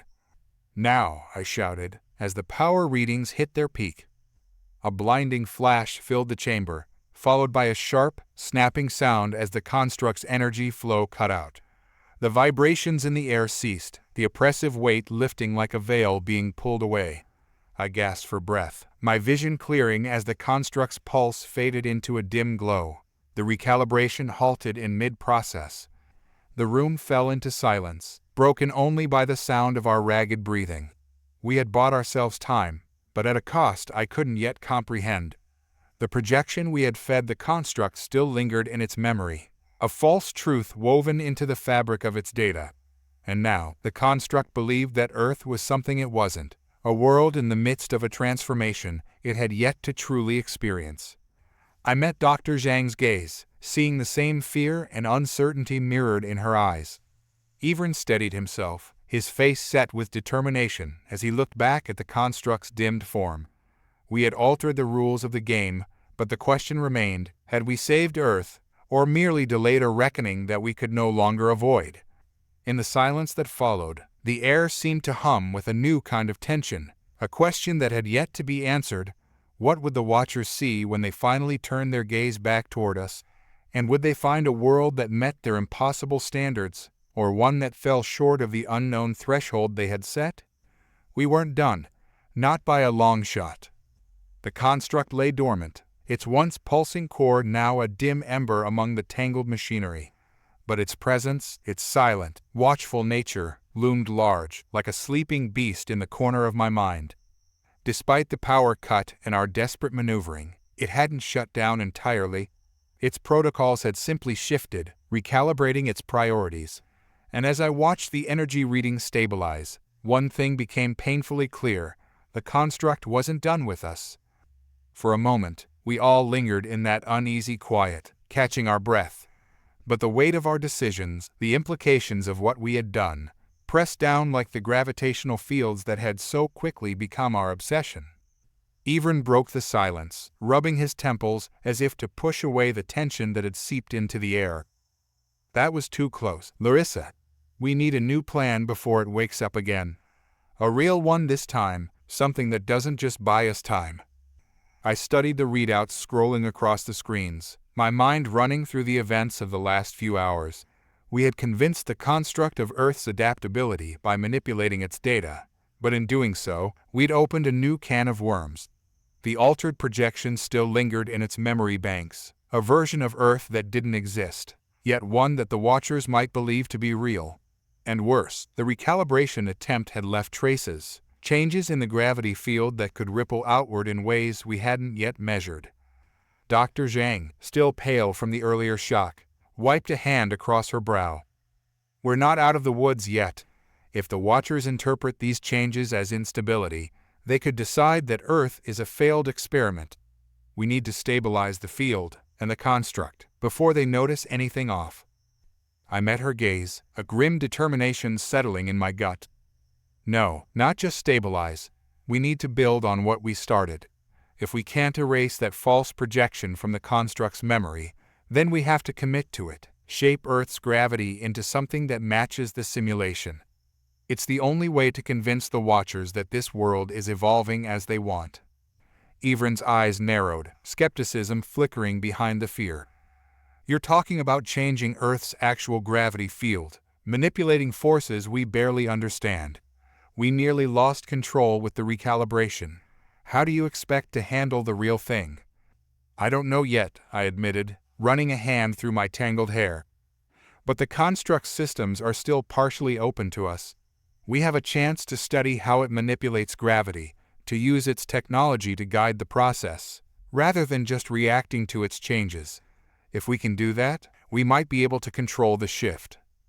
Dr. Zhang frowned, thinking it through, and I could see the gears turning in her mind. That means integrating our systems with the constructs, becoming part of its process, not just observers, and if it detects our interference again. It won't matter, I said, cutting her off. If we can match the projection's data closely enough, the construct won't see it as an interference. It'll see it as the natural progression of Earth's evolution. We have to commit to the deception fully. Evren shot me a look of wary respect. That's playing with fire, Larissa, but I don't see another option either. We need to figure out how to shape this gravity field before it shapes us. With grim resolve, we returned to our stations, the tension between us taut as the data streams flowing across our screens. The construct's dormant core still pulsed with a faint rhythm, a reminder that our window of opportunity was narrow, and that any mistake could bring the Watcher's gaze down upon us like a hammer blow. We spent hours poring over the construct's interfaces, dissecting the signals it had used during the recalibration attempt. It was like peeling back the layers of an ancient map, tracing pathways that guided the flow of gravity itself. And hidden within those pathways, I saw it, a subtle manipulation protocol, a mechanism that could shape gravitational fields through precise frequency modulations. We can use this, I murmured, pointing to the lines of code that flickered across the screen. The construct was using these frequencies to reshape the local gravity. If we can adapt the protocol, we might be able to create a stable field that matches the altered projection. Dr. Zhang's hands moved swiftly, highlighting key sequences.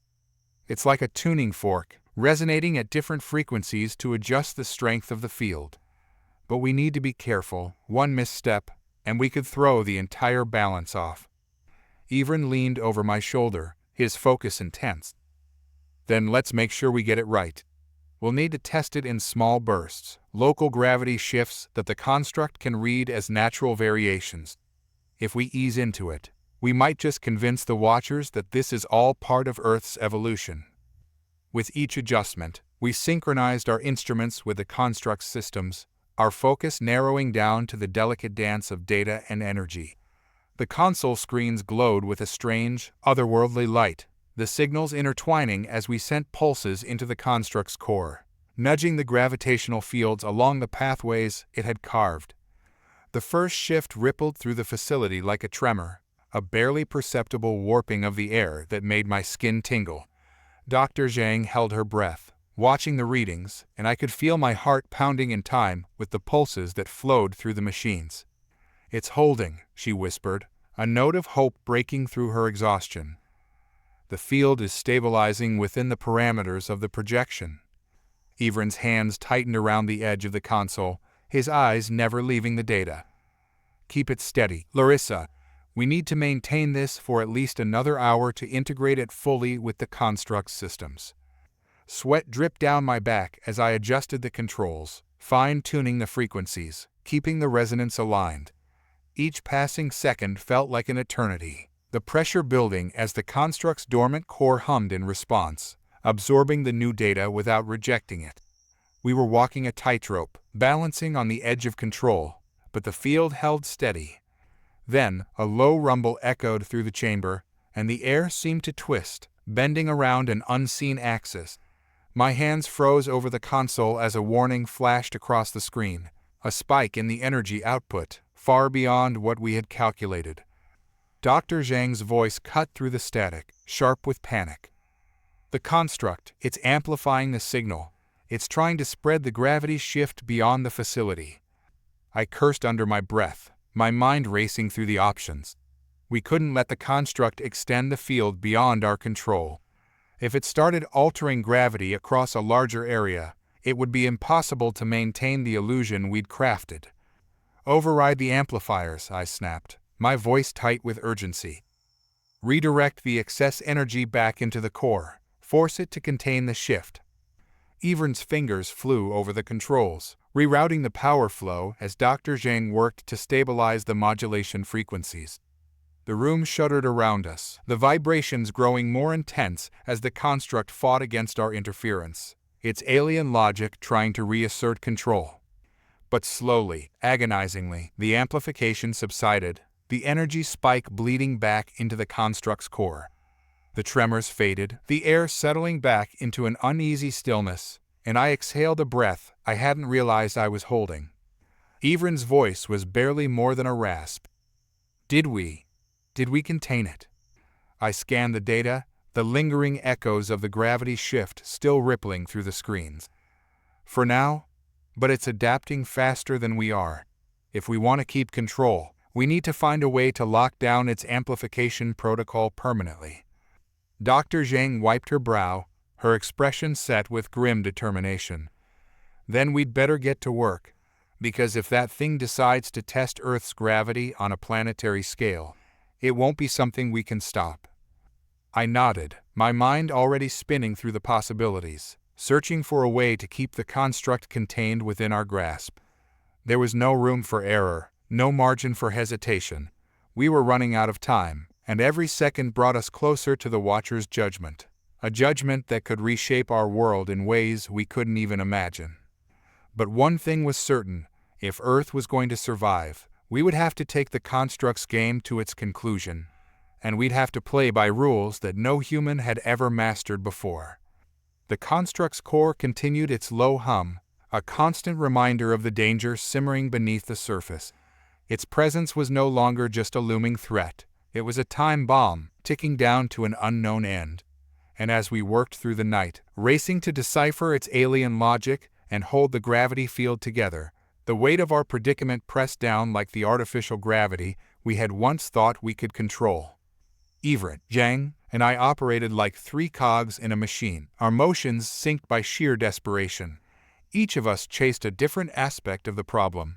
Evren focused on keeping the construct's amplifiers from flaring up again, Zhang on understanding the deeper patterns in its data, while I coordinated the integration of our signals with the construct's output. It was like running through a dark maze, never sure when we'd hit a dead end or walk straight into a trap. Zhang's voice cut through the static, sharp with a discovery. Larissa, look at this. The construct's projection, it's been calculating a timeline of Earth's gravity shift since we first made contact. It's simulating a future where the planet's gravity stabilizes at an increased level, almost double what we currently experience. I leaned closer, my pulse quickening as I absorbed the data. The projection scrolled across the screen, revealing a future where Earth's gravity adapted in response to an invisible force. It wasn't just predicting changes, it was guiding them, shaping Earth's future through its calculations. Double gravity, Evren muttered, shaking his head as he studied the simulation. That would mean atmospheric compression, denser ecosystems, changes in ocean currents, everything would be altered. Human physiology wouldn't adapt fast enough. The strain on our bones, our organs, it'd crush us. The implications hit me like a wave, a chill seeping into my bones. If the construct pushed this shift forward, it would reshape the planet in its image, a world where humanity couldn't survive. But there was something else in the data, buried in the patterns, a shadow that lingered behind the numbers. What if it's not just a projection, I said slowly, piecing together the threads. What if the construct is trying to force Earth into a new equilibrium, one that matches the environment of its creators? Zhang looked at me, her eyes wide with realization. You're saying it's not just testing us, it's trying to make us into them. To terraform the planet into a place where whatever left this construct could survive.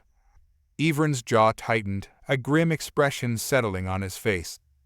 And if we let it continue, we're looking at a world where humans won't even be a footnote in history. The Watchers would see it as a failed experiment. The thought of a future dictated by alien design tightened my resolve. We couldn't afford to play the passive role any longer. The construct had made its move, and now it was our turn. Then we changed the rules. If the construct wants Earth to evolve into something new, we'll give it a future, but on our terms, not theirs. The plan that formed in my mind was reckless, the kind of idea that would have made my instructors at the academy roll their eyes. But desperate times called for desperate measures. We needed to convince the construct that Earth's evolution could take a different path, one that aligned with human survival, not eradication. Zhang adjusted her glasses, her fingers moving over the controls with renewed urgency. If we can find a way to influence the simulation, we might be able to steer it toward a balance point that the construct finds acceptable, one where humans can survive the increased gravity. Ivran nodded, his focus intense. But it has to be subtle. If the construct detects our interference, it'll adapt too fast. We'll need to mask the adjustments as part of its own calculations. I took a deep breath, letting the enormity of the task settle over me. It felt like a game of chess played in 4 dimensions, where every move carried the risk of annihilation. But there was no turning back. Not now. We dove into the construct's code, analyzing the simulation's variables, atmospheric density, tectonic shifts, gravitational pulses, all the elements that defined its version of Earth's evolution. It was a delicate process, like threading a needle through layers of alien logic. Each adjustment had to mimic the patterns that the construct itself had set, slipping under the radar of its surveillance. As we worked, the air grew thick with the tension of barely contained chaos. Outside, the storm clouds churned against the containment field, a tempest caught in a stalemate with the artificial gravity that held the facility together. It was a reminder that our struggle extended far beyond these walls, that the fate of the world itself was being decided in these moments. And then, as we made a subtle tweak to the atmospheric algorithm, a ripple spread through the data, an acknowledgement from the construct's core. For a heartbeat, the pressure in the room seemed to shift, like a collective exhale from the facility's machinery. Did it work? Ivran's voice was hushed, as if afraid to shatter the fragile balance we had created. I scanned the data, my heart thudding against my ribs. The construct's projection adjusted slightly, the curve of the timeline bending in response to our alterations. It's responding. We've managed to shift the timeline. Earth's gravity adaptation is slower now, more gradual, but it's still moving toward that new equilibrium. Zhang's expression tightened with determination. We'll need to keep making adjustments, slow and steady. Every change we introduce needs to be hidden within the construct's own systems, guiding it without triggering its defenses. But even as we made progress, a nagging thought gnawed at the back of my mind, like a shadow that lingered just out of reach. The construct's calculations, its obsession with Earth's evolution. It felt too precise, too methodical. There was something we were missing, a layer of its design that we hadn't uncovered yet. Ivran must have sensed my unease. "What is it, Larissa? You've got that look again." I hesitated, the words tumbling out before I could stop them. This whole time, we've been treating the construct as a threat, something that's reacting to our presence. But what if it's not just reacting? What if it's trying to communicate? Zhang glanced at me sharply, skepticism flashing in her eyes. Communicate? With us? It's an alien machine. Its logic is too different from ours. Maybe, I conceded. But think about it. It's been adapting to our interference, changing its patterns each time we push back. And those changes, they're too specific, too tailored to Earth's conditions. What if it's trying to show us something, to guide us toward a different path? Ivran crossed his arms, considering the possibility. You're saying this whole thing, its simulations, the gravity shifts, it might be part of some kind of message? I nodded slowly, the pieces starting to align in my mind. Not a message, exactly. More like a test. It's showing us the future it envisions, pushing us to see if we can find a way to survive it. If we can decode what it wants us to see, maybe we can turn this whole situation around. Zhang's expression softened, a glimmer of hope in her eyes. But if we're wrong, and we push it too far, then we lose everything, I finished for her. But if we're right, we might find a way to reshape the future on our terms. Ivran exhaled sharply, the tension in his shoulders easing ever so slightly. Well, I've never been one to back down from a gamble. Let's see if this alien puzzle has an answer worth finding. With a new determination, We refocused our efforts, diving deeper into the construct's logic, searching for the hidden threads that connected its simulations. As the hours bled into each other, I felt a strange sense of purpose, a clarity that cut through the fog of fear and exhaustion. The construct was trying to reshape our world, but perhaps, just perhaps, it was also offering us a choice. A path through the darkness, if we were brave enough to follow it. And as we worked to unravel its message, I couldn't shake the feeling that the real test was yet to come, a final challenge that would decide the fate of Earth and everyone on it. But for now, the clock kept ticking, and the storm raged outside, and our hands moved over the controls with a feverish intensity. We had chosen to face the unknown, to defy the designs of a machine that had outlived its creators, and whatever came next, we would meet it head-on, armed with nothing but our wits and a stubborn refusal to give in. The construct's core pulsed once more, its alien rhythms echoing in my ears, and I couldn't help but wonder, was this the beginning of our salvation, or the prelude to our end? We pushed through the haze of exhaustion, each hour blending into the next as we continued our desperate dance with the construct. Its core pulsed with a rhythmic hum, like the heartbeat of some ancient, slumbering beast that might stir at any moment. We had managed to stall its influence over Earth's gravity, but the changes were delicate, like placing weights on a scale balanced on a knife's edge. Any mistake would tip it, unleashing forces that would crush us all. Zhang hovered over the readouts, fingers flying across the console as she adjusted the trajectory of our data feeds, manipulating the flow of the construct's simulations. Ivran monitored the containment field, his jaw set as he recalibrated the artificial gravity pulses to match the shifts in the core. As for me, I kept my focus on the patterns, the emerging logic behind the construct's adjustments, searching for the hidden message I was convinced lay within. We were no longer just fighting to survive. We were searching for understanding, for a way to decipher the intentions of a machine that had been left here, waiting for us, like a silent sentinel. Zhang's voice broke through the din of the machinery. We've managed to slow the gravity shifts down to a crawl, but I'm seeing feedback spikes in the core's energy output. It's almost like it's pushing back against us, trying to regain control. It's testing us, I said, the realization coming out of me in a breathless rush. It's seeing how far we can go, how much we can adapt to its changes without breaking. Ivran looked up from his display, his eyes narrowing. Or it's learning from our methods, figuring out how to counter our interference. If that thing becomes smarter than us, Larissa, we're dead in the water. He was right. The stakes were higher than ever, and time was slipping away from us like sand through our fingers. We needed to do more than just survive its tests. We had to find a way to turn the tables, to force the construct to reveal whatever it was hiding. Zhang's gaze shifted to me, a flicker of doubt in her expression.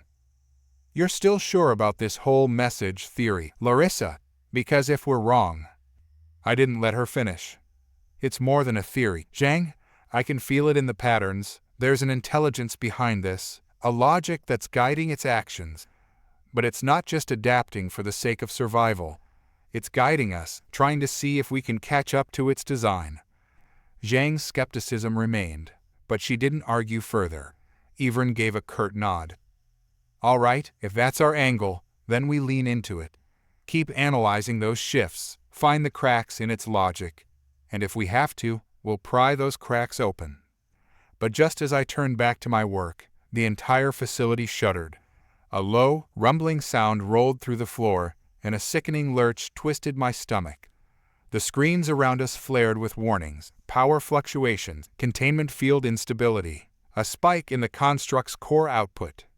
Ivran cursed under his breath, his fingers blurring over the controls as he fought to stabilize the field. Containment slipping. It's like the construct just ramped up its power all at once. Zhang's eyes widened as she read the output. No, it's not just ramping up. It's recalibrating the gravity field outside the containment.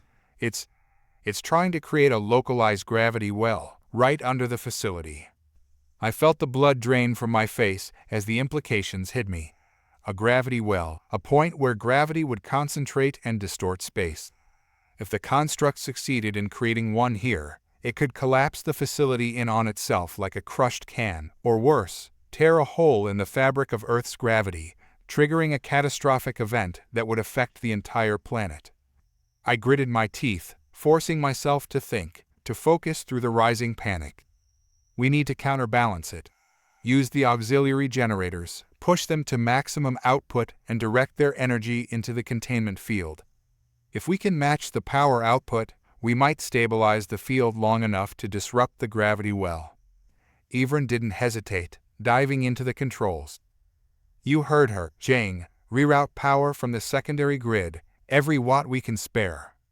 As they worked, I kept my attention on the core, scanning for any sign of what the construct was trying to accomplish with this sudden move. The data streams twisted and flowed like rivers, the construct's algorithms adapting and shifting in real time. It felt like it was playing a game of chess, each adjustment a move to corner us, to force us into checkmate. The facility groaned as the auxiliary generators roared to life, their vibrations thrumming through the floor. I could see the gravity field flickering on the monitors, the energy signatures clashing like storm fronts. The air buzzed with the charge of high-energy particles, and my skin prickled as the pressure in the room shifted, momentarily making me feel heavier. For a tense, agonizing moment, it felt like the entire facility might buckle under the strain. And then, the gravity well's pull faltered. The field stabilized, holding steady against the pressure from the construct's core. Zhang let out a shaky breath. It worked. We've got the field stable, but the core's output is still surging, like it's preparing for another attempt. I took a deep breath, my mind racing as I pieced together what I had seen in the data. No, I think that was the test. It wasn't just trying to crush us, it wanted to see how we'd adapt, how far we'd push back. Yvonne's jaw clenched. That's one hell of a way to test someone's resolve, Larissa. But there was something else, buried in the patterns, a shift in the construct's calculations, a subtle divergence from the earlier simulations. It was almost as if it had adjusted its expectations. Its logic was more fluid now, responding to our interference like an opponent rethinking its strategy. And then it hit me, the realization so sudden and stark that it stole my breath away. Zhang, Yvonne, I said, my voice low, urgent. What if the construct's not just testing Earth? What if it's testing us, our ability to survive in the environment it's creating? To adapt, like its creators might have. Zhang's gaze snapped to me, her expression shifting as she processed the idea. You think? It's trying to see if we can survive its version of Earth. That's why it's been adjusting its projections. I nodded, the pieces falling into place. It's not just calculating the planet's evolution, it's calculating ours. Seeing if we can adapt fast enough to coexist with its changes. And if we can't, it'll force the issue. Yvonne's face darkened, his hands tightening on the console. Then we need to make damn sure we're up to the challenge. Because if it decides we're not worth keeping around, it's game over for all of us. It was a sobering thought, one that drove home just how high the stakes had become. We weren't just fighting for Earth's future anymore. We were fighting for our right to exist in whatever new world the construct had envisioned. But even as the weight of that realization settled in, a spark of determination flared within me. We had faced the unknown and refused to back down. We had seen the darkness that lurked within the construct's core and found a way to push back. And as long as we had breath in our bodies, we would keep fighting, until we either found a way to turn the construct's challenge into our victory or went down trying. With renewed focus, we returned to our work, the hum of the construct's core filling the air like a challenge. It might have seen us as just another part of its simulation, another variable in its grand design. But it had underestimated one crucial element, the stubborn, unyielding will of those who refused to be written out of history. We had 4 parts left to unravel the mystery, to find the answers hidden within the alien code, and to prove that humanity's spirit could not be so easily crushed. And as we faced the darkness once more, I couldn't help but feel a thrill of defiance, a promise whispered to the machine that sought to shape our world. You wanted a test. Well, you've got one, and we're not going down without a fight. Time had lost all meaning inside the facility. Days, hours, and minutes blended into one unending stretch as we balanced on the knife's edge between survival and disaster. The construct's core loomed like a silent overseer, its pulsating energy a constant reminder of our fragile equilibrium. We moved through the facility like shadows, performing adjustments and recalibrations with the precision of surgeons, every action dictated by the relentless demands of the alien machine. Yet, amid the flurry of activity, the mystery deepened. My theory that the construct was testing humanity, probing our capacity to adapt, had become more than a hunch. It was a grim reality. The construct's logic shifted and evolved, incorporating the data from each of our responses, shaping its next challenge. Its calculations no longer mirrored just the planet's gravity or environment. They mirrored us, adapting to our resilience, our intellect, and our stubborn will to survive. Evren's determination had sharpened to a razor edge, his movements swift and focused as he tweaked the containment field's parameters. Zhang's skepticism had morphed into something like grudging respect, but it was tinged with a grim understanding that this was a battle we couldn't afford to lose. As for me, I felt the weight of our struggle settling into my bones, but beneath it burned a fierce resolve. Between us and the construct, a kind of unspoken dialogue unfolded, a negotiation through force and intellect, through shifts in gravity fields and pulses of raw energy. Yet with each new move the construct made, its designs became more transparent, more deliberate. It wasn't merely adapting, it was guiding us to something deeper, as if it held a secret, waiting for us to earn the right to uncover it.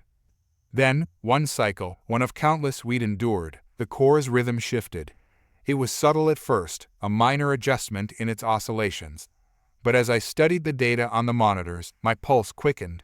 The construct was creating a resonance pattern, a deliberate wave structure that amplified and then dampened its gravity pulses in a specific sequence. It was precise, deliberate, almost mathematical in its elegance. "Zhang, Evren," I called, my voice tight with urgency. "The core's shifting again, but it's different this time. Look at the wave sequence. It's transmitting something." Evren frowned, stepping over to peer at my readouts. "It's generating a pattern, all right, but what is it? Some kind of code?" Zhang's eyes narrowed as she scanned the data, her mind racing through possible explanations. "No, it's too complex for a simple code. It's more like a signal. Something designed to resonate with the surrounding environment." I felt a chill crawl up my spine as the implications hit me. What if it's trying to communicate, not just with us, but with something outside, maybe even with whoever left it here? Zhang's head snapped toward me, her expression a mix of disbelief and realization. "You think the construct might have a way to signal its creators? Or worse, summon something?" The thought twisted in my gut, but there was no denying the logic of it. The gravity fluctuations, the environmental shifts, the methodical testing of our limits, it all pointed to a larger plan. A countdown we hadn't even known we were part of. Evren's face hardened, his jaw clenched as he processed the implications. "If it's calling for backup, we're in deeper trouble than we thought. We need to find a way to disrupt the pattern before it completes whatever signal it's sending." But as I stared at the data, I realized that might not be our only option. A possibility took shape in my mind, as reckless as it was desperate. Or, we could try to decode it. Zhang's eyebrows shot up. "You want to decode a signal meant for an alien intelligence? You know how insane that sounds, right?" I met her gaze, my own voice steady. "It's already insane that we're alive. But if we can understand even a fraction of what it's trying to do, we might find a way to control the core instead of just reacting to it. We need leverage, Zhang, something to turn the tide in our favor." Evren didn't hesitate this time. "It's a risk we have to take. If we can figure out what it's trying to communicate, maybe we can get ahead of it for once." Zhang looked between us, then let out a resigned sigh. "All right, but we're doing this fast. We've got limited time before the core completes its pattern, and if we screw this up, it'll probably flatten us into paste." We split the tasks. Evren maintained the containment field stability. Zhang handled the power management, and I delved into the data stream, searching for a way to translate the resonance pattern. It was like untangling a knot made of light and gravity, each pulse of energy layered with meaning, like a language written in frequencies and vibrations.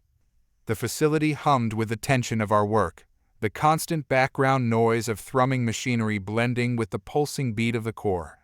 As I dug deeper into the pattern, fragments of meaning began to surface, concepts conveyed not through words, but through the shifts in gravity, through the ebb and flow of energy that the construct wielded like a master sculptor. Each resonance pulse carried an intent, a message that spoke of boundaries, of thresholds, of a test that we were undergoing. But beneath it, hidden in the deeper layers of the pattern, there was something else. A shadow, an echo of a directive buried within the core's matrix. A directive tied to Earth's gravity. "Wait," I whispered, my hands moving across the console as the pieces began to slot into place. "It's not just a test, it's a safeguard. The construct is following a set of conditions, rules designed to maintain a balance between Earth's gravity and its environment. And those rules, they're failing." Zhang's head snapped up at my words. "What do you mean, failing?" "It's like a failsafe that's malfunctioning," I explained, my pulse racing. "The changes in gravity, the environmental shifts, it's trying to restore equilibrium, but Earth's evolution doesn't match its programming. It's stuck in a loop, trying to solve a problem that keeps shifting under it." Evren's brow furrowed as he processed the new information. "So, it's not just testing us, it's trying to repair something, but if it can't fix it, it might decide Earth is a failed experiment," I finished grimly. "And if that happens, it could trigger a protocol to erase the problem entirely. A last resort." Zhang swore under her breath, but her fingers never stopped moving over the controls. "We need to figure out what those conditions are and how to meet them, before it decides to wipe the slate clean." I nodded, feeling the weight of our task settle over me like a mantle. But there was something else that gnawed at the edges of my mind, a darker thought that I couldn't quite shake.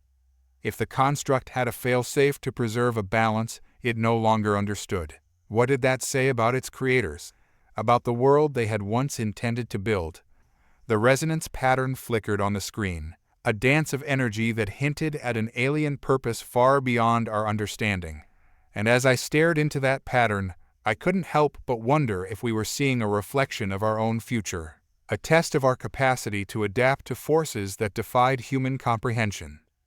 But there was no time for doubt, no time for hesitation. We had to decode the construct's message, to find the key that would either save us or reveal a path we had never imagined. The stakes had never been higher, and as we fought against the ticking clock, I felt a grim certainty settle into my bones. Whatever the end game of the construct's creators had been, we were going to see it through to the finish. And whether that meant our salvation or our undoing, we would face it with the same defiance that had carried us this far. A quiet resolve settled over us as we worked. The hum of the construct's core blended with the mechanical rhythms of our makeshift adjustments, creating a symphony of desperation and hope. The alien resonance pattern danced across the screens, and with every moment, its rhythm grew more precise, as if it could sense our growing understanding of its language. The patterns were no longer just random shifts. They spoke of urgency, of an unyielding design that stretched beyond the limits of Earth itself. As I dug deeper into the core's logic, the full scale of the construct's purpose began to unfold. It was not just a terraforming machine, but a guardian, a steward of a forgotten age tasked with safeguarding a delicate equilibrium. But its systems had encountered a problem they couldn't resolve. Earth's gravity had changed.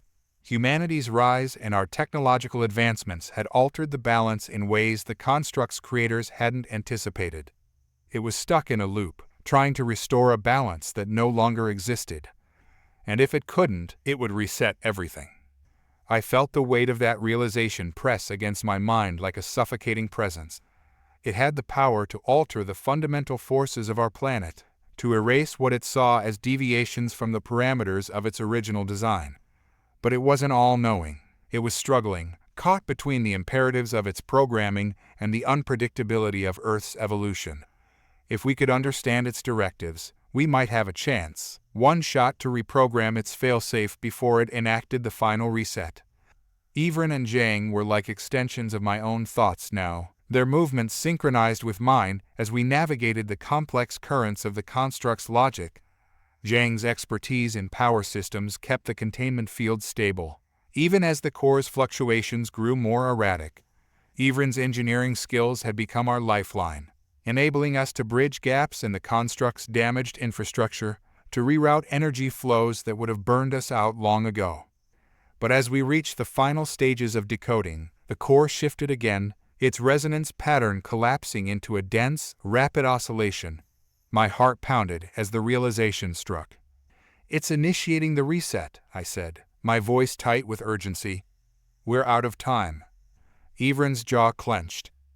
"We need to override it, right now, Larissa. If we can't force a manual input, it'll erase everything," Zhang finished, her eyes blazing with determination. "There's got to be a way to interface with it directly, to trick it into accepting a new set of parameters before the reset completes." I nodded, my mind racing as I scanned the alien interface before me. It was like trying to read a star map while blindfolded, but beneath the chaos, I saw a glimmer of hope, a pattern in the energy flow that could act as a bypass, a direct link to the core's central logic. "It's risky, but we might be able to inject new parameters into the core's main sequence, convince it that Earth's gravity is within acceptable ranges. But if the timing is off, even by a fraction..." Yvonne's hand landed on my shoulder, a steadying force. "We've come this far, Larissa. Let's finish it." Zhang nodded, her expression fierce. "Do it." I initiated the sequence, my fingers moving over the alien controls with a mixture of precision and desperation. The construct's pulses quickened, its resonance turning into a deafening hum that vibrated through the air. The facility shuddered as the core fought against our intrusion, resisting the changes we were trying to impose. For a heartbeat, it felt like the entire world hung on the edge of a knife, caught between the old order and the new. Then, the core's oscillation shifted. The hum became a steady rhythm, a heartbeat that synced with our own. The energy surge stabilized, and the gravity distortions smoothed into a calm, steady flow. For a moment, the facility felt like it exhaled, a breath held for eons, finally released. "It worked," Yvonne breathed, the disbelief palpable in his voice. "We stabilized it." But even as a flicker of relief passed between us, I noticed something on the monitor, something buried in the alien data stream, a final directive that hadn't fully deactivated, a parting message encoded in the last pulse of the core's energy, a message that I could feel vibrating in my bones, a warning that spoke of a shadow that had never fully left. I read the translation aloud, my voice barely more than a whisper. "Balance achieved, but integrity compromised. Await further instruction." Zhang's face paled. It's still waiting for orders." My mind whirled, trying to grasp the implications. The core had accepted our changes, but it hadn't abandoned its purpose. It was still awaiting commands from the unknown creators who had set it in motion, as if they might one day return to see if their work had endured. Yvonne's eyes met mine, a question unspoken between us. "What does that mean for us? For Earth?" I felt a chill settle into my core. "It means, this isn't over. The construct's purpose might be dormant for now, but it's still active, still connected to whatever logic its creators left behind. We've bought time, but we haven't erased their presence." Zhang's expression hardened, a grim determination returning to her features. "Then we make sure that if anyone ever comes looking, they find a world that belongs to us. We study it, learn everything we can, and if there's a way to break that connection, we find it." Yvonne nodded slowly. "We'll be ready, and if they come back, they'll see that humanity has adapted, and that we're not going to let go of our world without a fight." I swallowed hard, feeling the weight of our choice settle over me like a second gravity field.